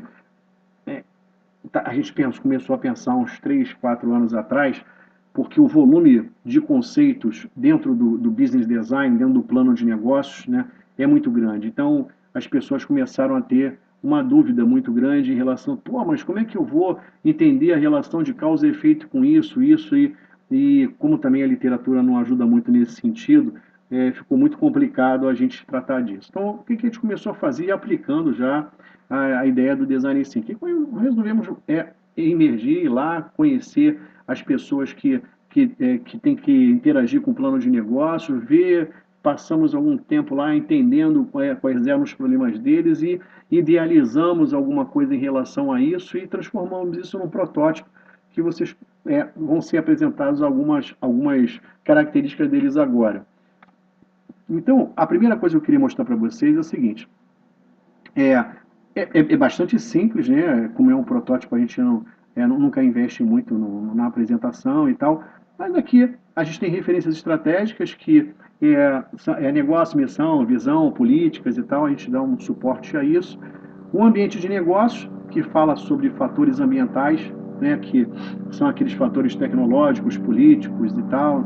Então, e cenários. E a gente está mostrando para vocês aqui uma coisa que é muito importante e que ela já é antiga em termos de design, que é o designer de cenários. Isso é muito importante para aquela empresa que quer rodar aquele loop do metabolismo estratégico rápido, porque ela precisa saber pensar em como as coisas poderiam ser. Na verdade, o que elas fazem é um exercício de cenários. Elas criam vários cenários de como as coisas poderiam ser, considerando a empatia, o mapa de empatia do cliente e tal, e elas verificam, em função desses cenários, quais seriam os impactos na experiência do cliente. Então, quando você olha aquele cenário, as coisas vão acontecer assim, e qual vai ser o impacto na experiência do cliente? Ou então na experiência de todas as partes interessadas. Isso é muito importante, construir a experiência de todas as partes, analisar o impacto na experiência de todas as partes. E aí você vai perceber ali os requisitos que você sabe que não vão ser atendidos, e você começa a se preparar para acontecer, para desenvolver esses requisitos, para atender esses requisitos. Quando a coisa acontecer, se o cenário que você apostou, investiu, acontecer realmente, você está para lá de preparado para poder chegar no mercado e ter um tempo de lançamento de produto recorde, né, imediato, instantâneo. Agora, se você não está preparado, só depois, quando a coisa estiver aqui na frente do teu nariz, você se mexer, pode ser tarde para você, porque a concorrência já está lá no mercado há muito tempo, já está muito bem preparada, já está toda posicionada para poder capitalizar valor muito antes de você. Então, cenários é uma ferramenta assim, muito interessante, ele tem tudo a ver com business designer, tem tudo a ver com pensamento de design, com pensamento abdutivo, raciocínio abdutivo, é muito interessante. E aqui a gente coloca no protótipo essa onda aqui, né, de desdobramento, cenários, tendências, análises estratégicas, a capacidade de oferta. A gente tem 3 capacidades, né? A capacidade de oferta é a oferta da proposta de valor, capacidade de produção aqui está relacionado à cadeia de valor, e ainda tem a capacidade de intangíveis que ela na verdade atua tanto na proposta, né, na oferta, quanto na cadeia de valor.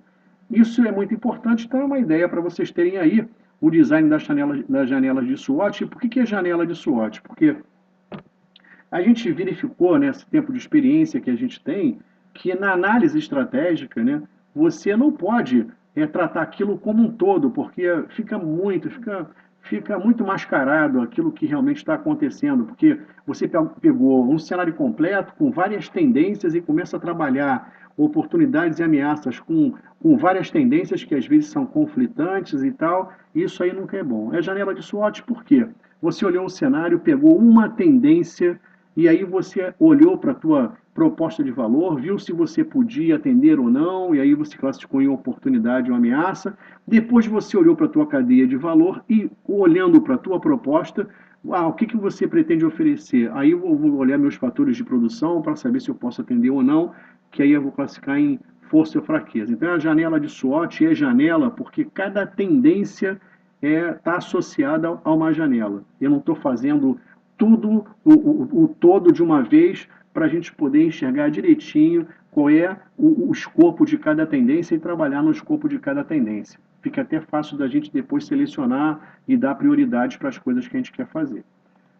Uma outra coisa que é importante, que a gente fala de design, e aí sempre lembrando, né, a gente está dentro da consciência estratégica, a gente está tentando saber como é que as coisas são construídas, para a gente poder tomar a decisão. Reparem só o caminho disso daqui, né? Eu venho lá, depois de ter feito a análise de SWOT, eu vi lá com ela a perspectiva estratégica, defini uma plataforma de crescimento, quer dizer, um perfil de crescimento, né? Vou crescer aumentando o segmento, vou crescer aumentando o serviço, vou crescer aumentando o negócio, vou crescer com cliente antigo, vou crescer com cliente novo, enfim, você vai definir aqui como é que você quer crescer, vou crescer minha capacidade, etc. Você vai definir aqui como é que você quer crescer. Uma vez você definindo como você quer crescer, você vai definir então a tua estratégia de negócio, a tua estratégia de crescimento. E aí, quando você tem a estratégia, você passa a utilizar o BSC. Para a gente aqui, nós usamos um BSC com 7 perspectivas. Uma perspectiva financeira, portanto, aparece o objetivo financeiro aqui. Uma perspectiva de proposta de valor, o objetivo de proposta de valor aqui, que se desdobram numa relação. Lembra que todos esses objetivos aqui, eles se desdobram em relações de causa e efeito para os próximos, né? Então, proposta aqui é efeito, cadeia de valor é causa. Então, é muito importante. A proposta aqui é causa e o objetivo financeiro aqui é efeito. Então, é muito importante saber esse desdobramento. Quando chega na cadeia de valor, eu abro mais 4 perspectivas, mais 4 tipos de objetivos. Então, aqui tem a perspectiva de competência, aqui tem a perspectiva de tecnologia da informação, de estrutura organizacional e de sustentabilidade. Para cada uma dessas perspectivas, objetivos, né, aí eu tenho essa estrutura. Para alguns, eu tenho um outro nível de desdobramento, por exemplo. Para esses objetivos daqui, a partir da cadeia de valor, todos eles são executáveis. Então, eles têm essas iniciativas estratégicas, que é um desdobramento do objetivo. O objetivo é o efeito, a iniciativa estratégica passa a ser a causa. Então, eu tenho mais um nível de desdobramento.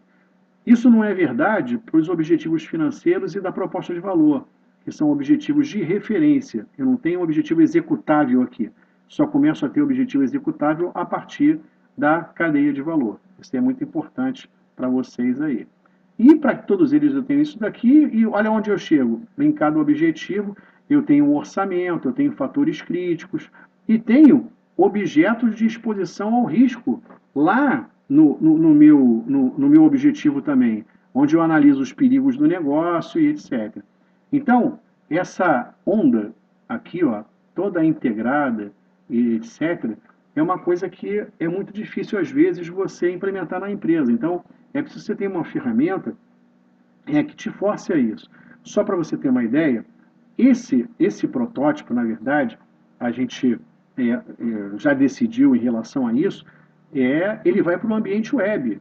Ele vai estar no ambiente web, na intranet da empresa ou na internet da empresa, e a gente vai poder ver o quê? A gente vai permitir que qualquer um, dentro do seu nível de acesso, possa acessar do seu tablet, possa acessar do seu telefone e possa conhecer a qualquer hora como é que a empresa está estruturada e se posicionar em relação a essa estrutura da empresa. É muito importante a gente ter essa consciência. Olha, eu estou ligado a um determinado objetivo. De qual perspectiva? Eu atuo na perspectiva de sustentabilidade. Eu atuo na perspectiva de estrutura organizacional.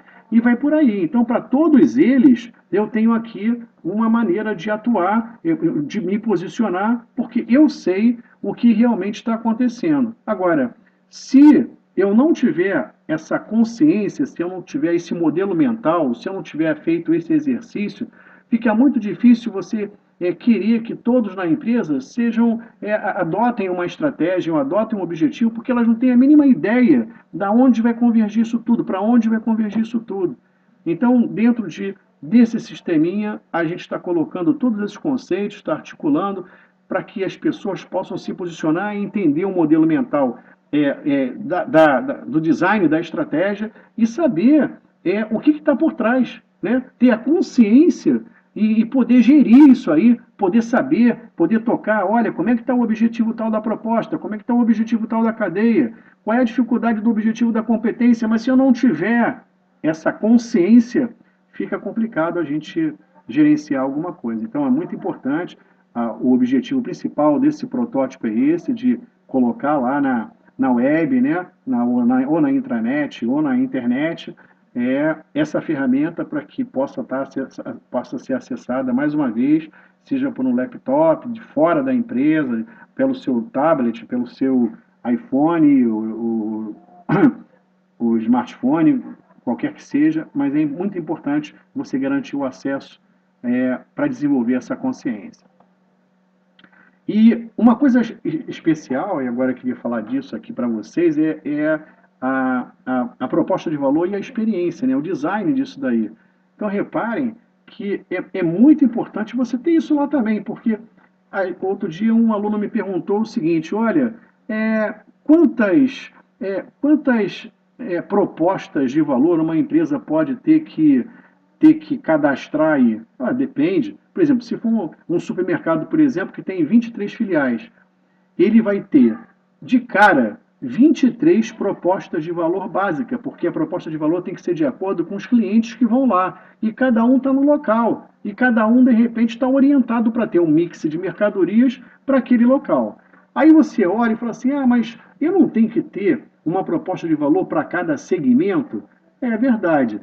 Então cada segmento de clientes tem que ter uma proposta de valor. Sim. Então, se eu tinha lá 20 e poucas filiais, eu vou multiplicar isso aí pelo número de segmentos que eu tinha. É verdade. É claro que não muda radicalmente uma proposta da outra. Existe sempre uma grande interseção. 70% a 80% da proposta é a mesma para todos os outros. Porque agora tem algumas conveniências, produtos e serviços que vão diferenciar de um segmento para o outro. Mas para piorar a situação, ainda tem alguma coisa aqui que se chama missão. O que é isso? Eu vou numa loja de eletrodomésticos, ali tem dois casais. Um casal, os dois estão olhando para uma geladeira. Um está olhando para a geladeira e está pensando em trocar a geladeira, que a geladeira dele já está dando defeito e tal, quer trocar a geladeira. O outro vai se casar agora, estão pensando em fazer uma lista de presentes. Então, são duas oportunidades de dimensões completamente diferentes em que eu tenho que oferecer uma proposta diferente para cada um. Então, é muito importante eu aqui, tá definindo para cada segmento com a missão. No supermercado é a mesma coisa, eu tenho lá o meu segmento de dona de casa. Ela vai no mercado com várias missões diferentes. Ela vai para fazer compra de mês, ela vai para fazer compra para um churrasco, vai fazer compra para um aniversário, para um evento, enfim. Não é sempre que ela vai fazer uma compra com a mesma intenção. E isso que a gente chama de missão. Para cada missão tem uma proposta. E para cada proposta eu tenho os contextos, né, os momentos de interação, eu tenho os requisitos, lembra que a gente definiu lá para o transporte e tal, da mobilidade? Eu tenho as conveniências, definimos lá também como exemplo. Aí eu tenho que operacionalizar essas conveniências. Só para você ter uma ideia de supermercado, quando você chega lá no supermercado, no contexto de interação, por exemplo, a recepção. Então você, quando chegou, vai fazer a primeira coisa o quê? Pegar um carrinho. Bacana. Então, um requisito era o quê? Eu quero ter um lugar para guardar as coisas. E a conveniência que o mercado ofereceu foi o carrinho. Para operacionalizar isso, eu tenho vários serviços, que são esses processos daqui. Para esses processos, eu tenho que comprar o carrinho, que fazer a manutenção do carrinho, que recolher o carrinho. Enfim, eu tenho vários serviços para poder operacionalizar cada conveniência dessa. Agora, interessante aqui, depois eu vou pegar esses processos e vou estruturar a empresa, vou organizar, vou agrupar todos esses processos nas áreas onde eles têm que estar. Então é muito importante isso daqui, como definição dos serviços que a empresa vai ter que fazer para poder gerar valor lá para o segmento e capitalizar o valor, né? Captar valor do seu cliente. Agora, na hora que eu for construir a empresa, eu vou partir daqui, porque agora eu sei, eu tenho aqui os meus tijolos. Agora eu sou capaz de construir a empresa porque eu sei exatamente o que eu tenho que oferecer. Se eu não estiver aqui surfando nessa onda, eu não sei o que eu tenho que oferecer. Então, como é que eu vou derivar uma cadeia de valor se eu não tenho todo esse pensamento, esse raciocínio de oferta de valor bem definido para que eu seja feliz lá na cadeia? Aí vocês estão perguntando, Luiz, não é possível. As empresas não têm isso e elas são felizes até hoje. Mas são. Mas a pergunta que a gente faz é o seguinte: não poderiam ser mais felizes?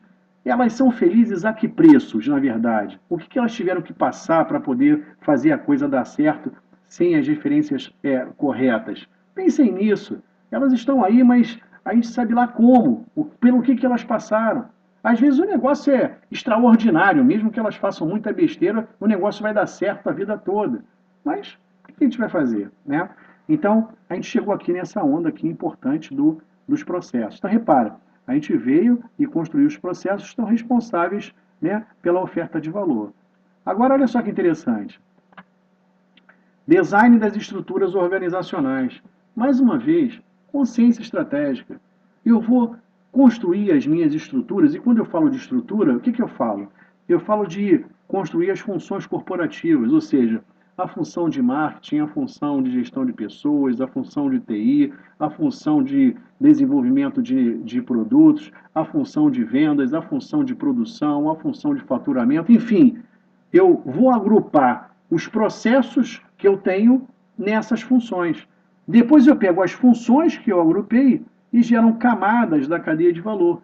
Primeira camada é o processo de negócio, aquele que gera dinheiro para a gente, né? Gera resultado para a empresa. Segunda camada de fornecedores, aqueles que apoiam, mas que não geram dinheiro diretamente, mas apoiam ao primeiro processo, que é o processo de negócio. Terceira camada é uma camada de suporte, onde convivem ali gestão do conhecimento, onde convive ali planejamento estratégico, gestão de risco, essas coisas todas. E a quarta camada é onde funcionam as funções de gestão, né? Então, repara, eu vou agrupar todas as funções em camadas e depois que acabar as camadas, eu vim agrupar aqui em cadeias de valor. E a cadeia de valor eu associo à unidade organizacional. Então, no slide anterior, a gente veio de fora para dentro e aqui, a partir da onde a gente parou com os processos identificados, eu vou distribuindo esses processos na minha cadeia de valor, para essa coisa aqui funcionar. Por exemplo, processo do carrinho, eu tinha lá compra de carrinho. Esse processo vai morar onde? Na função corporativa de compra. Mas eu tinha lá também manutenção do carrinho. Vai morar onde? Em serviços gerais, na função corporativa de serviços gerais. Mas eu tinha lá recolhimento de carrinho. Vai também morar aqui dentro do próprio processo de negócio, porque, na verdade, estou recolhendo o carrinho para o cliente poder utilizar aquilo. Então, é muito importante também colocar nessas funções corporativas, isso aqui pode estar nos serviços gerais também.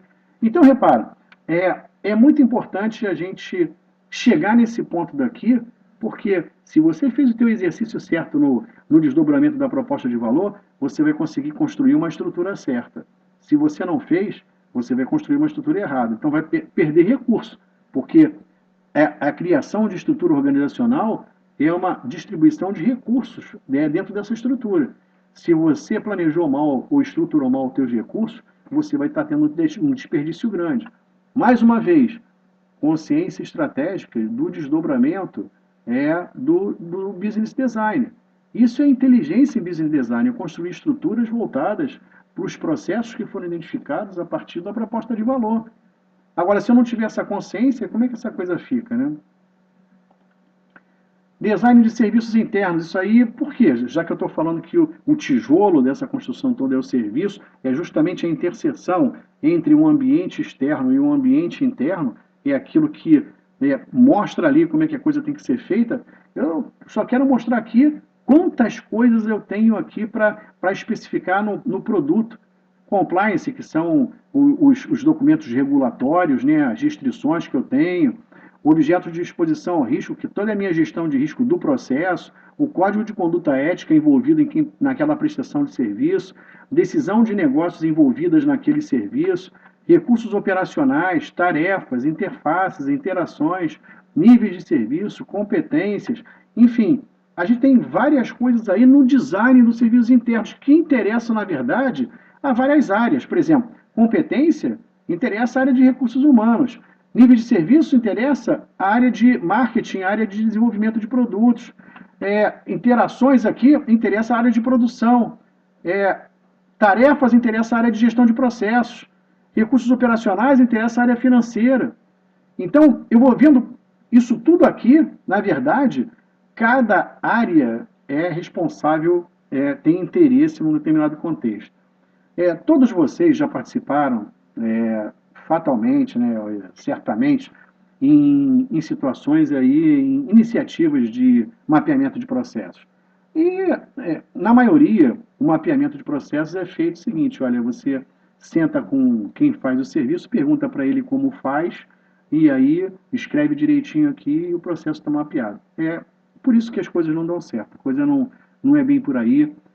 Vocês viram que para chegar no serviço é preciso conhecer todo o desdobramento que vem de fora para dentro, para depois conhecer todo o desdobramento que vem de dentro para fora, para a estrutura organizacional, para entender, então, quais os dados que eu vou submeter, que eu vou coletar, né, no meu mapeamento. Isso tudo aqui, ó, estão aqui, porque está aqui, porque eu fui perguntar para as áreas se elas tinham interesse nessa informação, que não adianta você colocar informações no design de serviço se aquela área não vai se interessar por isso. Por exemplo, para que eu vou colocar competência se o RH não quer olhar para isso?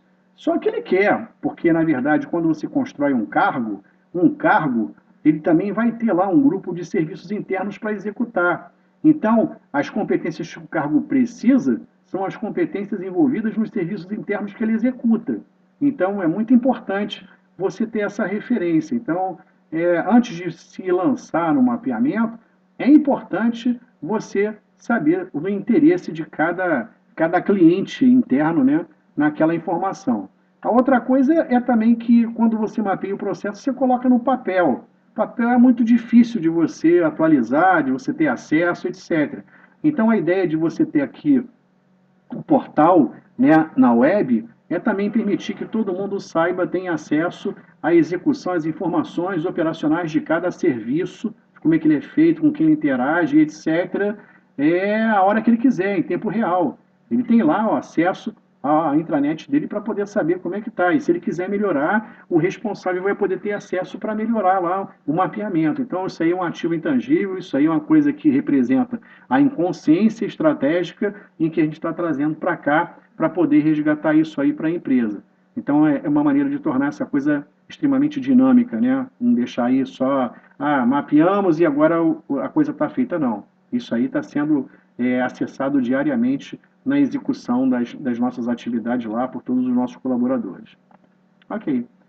Uma outra coisa aqui que vale a pena a gente colocar é o desdobramento das decisões, né? Você vê, se a gente está sabendo que para a gente tomar uma boa decisão, eu preciso saber dos objetivos dela, criar alternativas, desdobrar essas alternativas em consequências, para cada consequência eu verificar prós e contras e tal, é muito importante a gente saber desse desdobramento, ter a consciência de que para tomar uma decisão a gente precisa estar passando surfando nessa onda.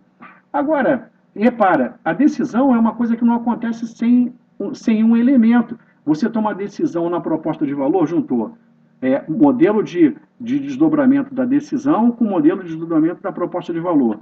Toma uma decisão na cadeia de valor, juntou o elemento de desdobramento da decisão com a onda da cadeia de valor. Então, se repara, se você entender o modelo mental desses dois elementos, da decisão, da proposta, da cadeia ou da estrutura, lá o que seja, você está dominando como as coisas acontecem. Você está tendo a consciência estratégica de como a coisa acontece. Agora, se você não souber do design da decisão e também não souber do design da proposta ou da experiência, como é que você vai tomar uma decisão dessa? Você não tem informação nenhuma. Vai dizer que foi na intuição. Mas vem cá, a tua empresa trabalha em consciência estratégica, colocando essas coisas, as experiências dela para você poder ter intuição, ou você está se posicionando na sua própria intuição, que vai ser sempre insuficiente em relação ao que a empresa precisa? É isso aí que a gente tem que refletir, né?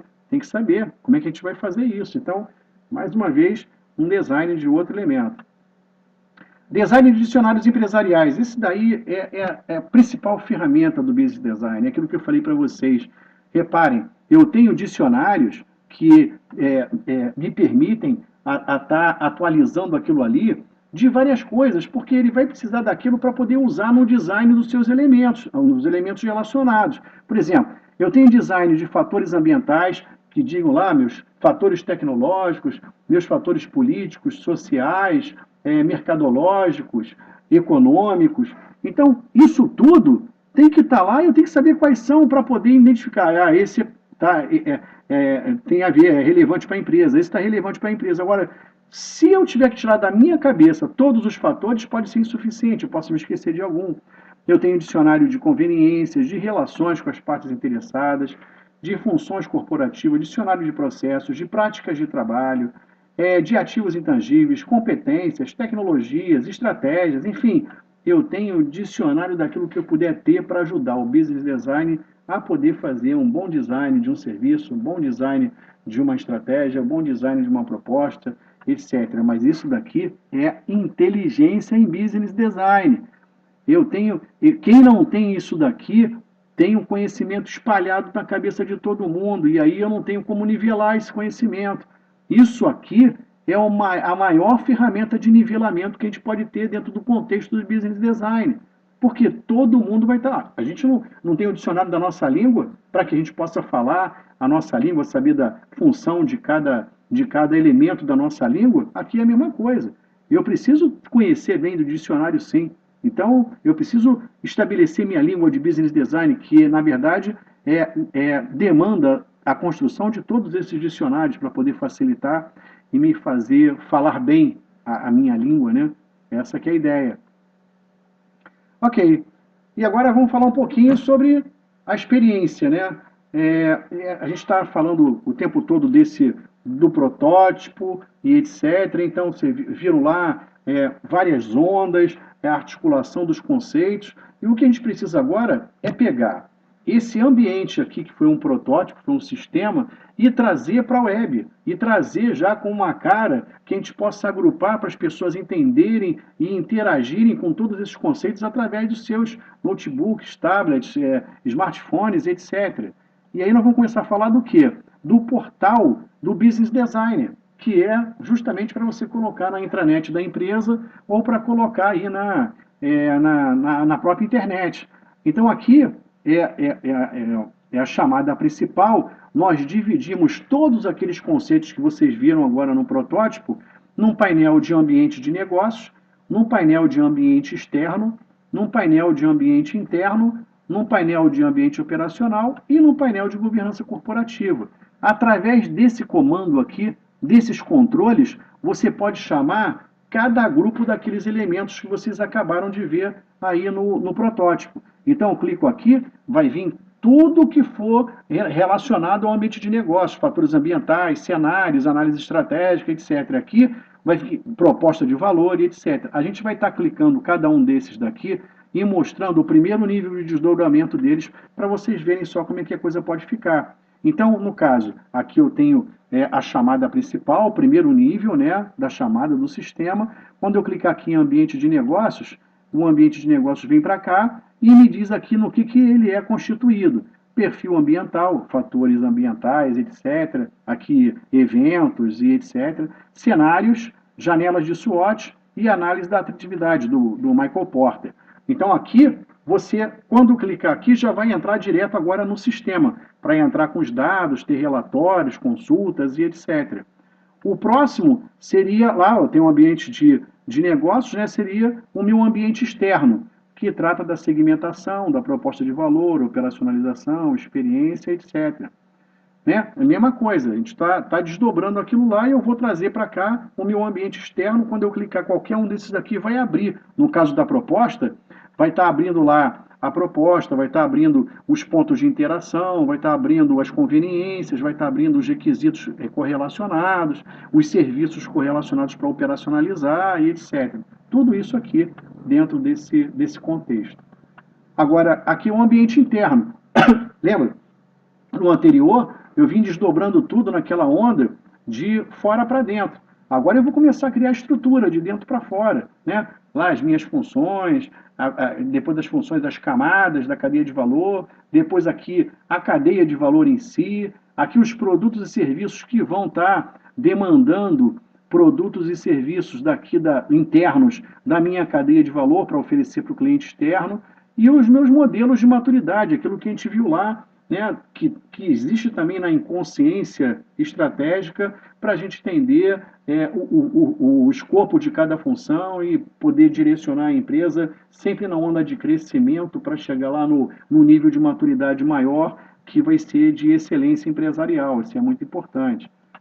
E aqui a gente está desdobrando agora o ambiente operacional, né, com os projetos que a gente estiver executando, pedidos de serviço, as capacidades que eu tenho e o mercado interno. Aqui vale a pena a gente colocar uma coisa muito interessante, porque se você perguntar para um gerente como é que me dá um retrato do que a tua área está fazendo exatamente agora, ele vai ter que perguntar para cada um o que cada um está fazendo. E, na verdade, é uma coisa que não deveria ser assim. Assim, na oficina mecânica, quando alguém pede alguma coisa, o cara abre uma OS e a gente começa a trabalhar em cada serviço daquela OS. A OS para a gente é o pedido de serviço. Então, na verdade, em cada unidade tem que ter um canal de entrada para especificar pedidos, formalizar pedidos e depois distribuir esses pedidos a quem de direito para dar, ou vai aguardar ou vai dar andamento na execução. Mas se alguém me perguntar o que a minha área está fazendo, eu tenho a relação de todos os pedidos de serviço, todos os serviços e quem está fazendo cada serviço. Se eu não fizer assim, eu não vou ter consciência operacional de como as coisas estão andando. Por quê? De repente o cara, ao invés dele ligar para alguém que vai formalizar, cuja função seja formalizar pedido de serviço, ele não liga para lá, ele vai ligar direto para um amigo dele, que é o fulano e tal. E aí, daquele ponto ali, o cara começa a atender de uma outra maneira. Eu, como gerente, vou me perder.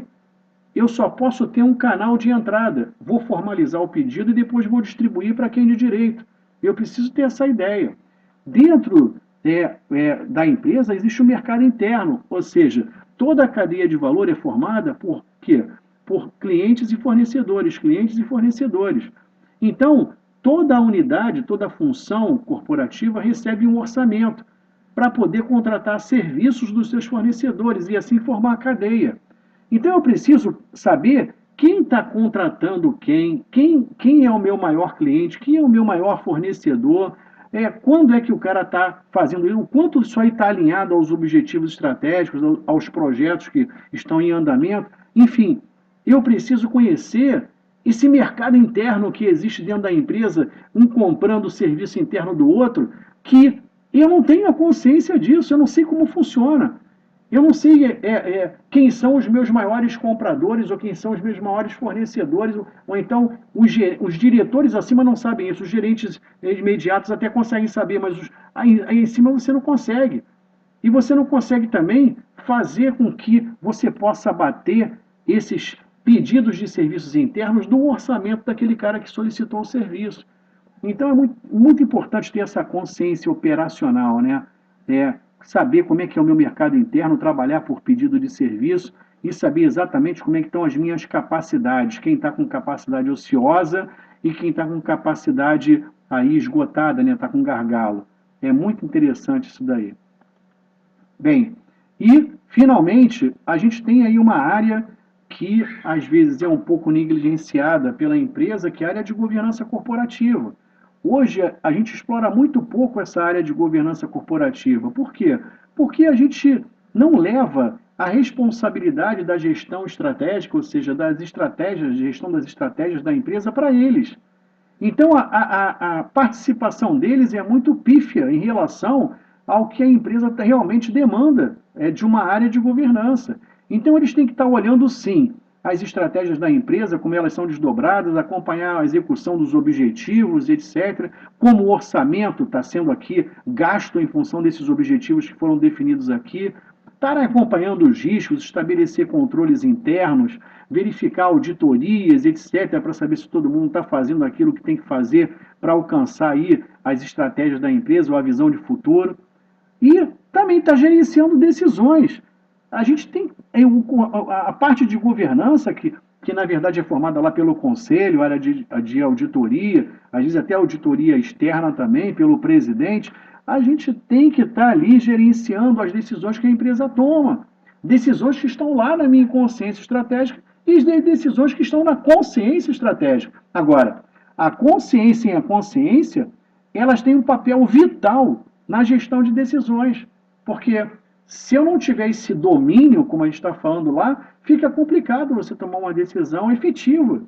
Então, a gente precisa explorar mais essa área de governança, a gente precisa colocar mais informações para essa área de governança, para que eles possam realmente contribuir melhor para a longevidade da empresa, evitando que a gente caia em desvios, colocando na trilha novamente dos objetivos daquilo que foi acordado com as partes interessadas, etc. Então, essa parte de governança aqui é muito importante, porque ela está, na verdade, é um trabalho de bastidor, mas que tem uma suma importância em todo a gestão da empresa, né, em toda a gestão do negócio. E aí a gente está aqui falando agora, já que esse aí é um portal, existe lá, mas nós sentimos a necessidade de estar trabalhando também esse assunto do business design, né? E criar um espaço para os business designers. Foi o que a gente fez criando o nosso site, né? Site para os business designers, onde eles vão ter aqui tudo aquilo que eles precisam para entender melhor sobre a função dele, para entender melhor sobre o design dos elementos do plano de negócios.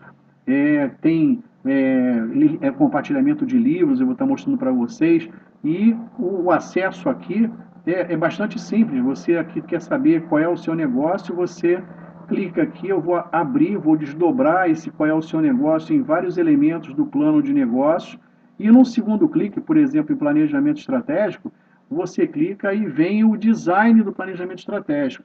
Na realidade, isso daqui representa um meta-design do planejamento estratégico, ou seja, o design do design, ou seja, como o planejamento estratégico deve ser construído, deve ser executado.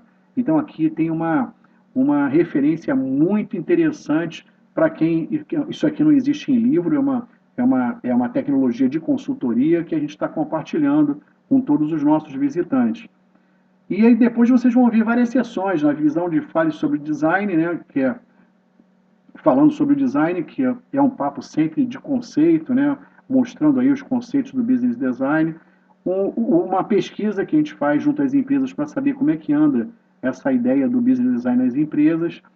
A área de artigo, a gente tem lá um artigo muito grande, muito interessante, que faz referência à experiência de vida, né, a experiência, aquele sistema integrado de experiências que a gente viu lá no início, a importância disso agora apresentando para um governo, dando exemplo de um governo, desenvolvendo um plano diretor a partir dos requisitos latentes dessas experiências. A gente tem aqui um livro, Business Design Handbook, onde a cada treinamento que a gente faz, a gente disponibiliza um capítulo do livro. Aqui é uma área explicando como é que o site funciona. Aqui é uma área falando sobre a profissão de Business Design. Aqui é uma área falando sobre o guia de serviços da InfoAdvisor Associates, né, de Business Design, mostrando para vocês que tipo de serviços a gente tem. Enfim, vocês vão ter aí muita coisa interessante para ver dentro desse site, para poder pesquisar dentro desse site. E, finalmente, eu gostaria de deixar uma conclusão sobre esse papo que a gente teve aqui e que é muito importante que fique aí como um modelo mental em que você guarde aí na sua cabeça em relação a um posicionamento que você tem que ter a partir de ter assistido e ter investido em assistir essa palestra. A sustentabilidade de uma empresa é diretamente proporcional ao seu metabolismo estratégico. É assim, em relação ao loop de identificar conceitos, proposta e criar experiências, né? Proposta, cadeia, experiências, etc. Ficar nesse loop daí para você criar sempre inovação, tá sempre se modificando, se repensando e oferecendo coisas novas para o mercado, tendo um papel significativo no progresso do mundo. E também ao domínio do processo de gestão do negócio, consciência e consciência. Vocês viram agora a importância de fazer as coisas com consciência e o importante de mapear a inconsciência da empresa e de compartilhar essa área de consciência da empresa, né? Por parte de todos os interessados. O ambiente de negócios é cruel, cheio de perigos, é verdade. Cada vez mais tem gente muito competente, agora o mercado está aberto, vem gente de fora, então é muito difícil competir no mercado. A gestão dos riscos é sua. Você sabe que se você não estiver trabalhando com metabolismo estratégico, com domínio, você está se expondo demais. A gestão desses riscos, ela é sua. Assim com as próximas decisões que você vai ter que tomar depois dessa palestra. O que você vai fazer em relação a isso? Você vai parar, dar uma refletida e falar assim, caramba, o que eu vou fazer?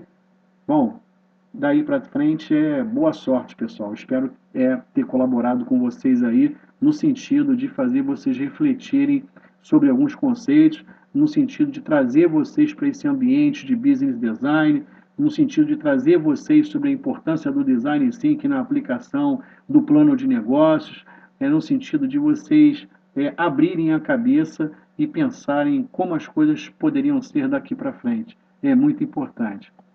Então, pessoal, obrigado aí pela atenção. Qualquer dúvida, vocês podem entrar em contato com a gente aí por esse e-mail ou então pelos telefones que estão aí apresentados e a gente vai ter todo o prazer aí de poder estar ajudando vocês aí nos nossos próximos desafios. Obrigado, pessoal, e até a próxima oportunidade.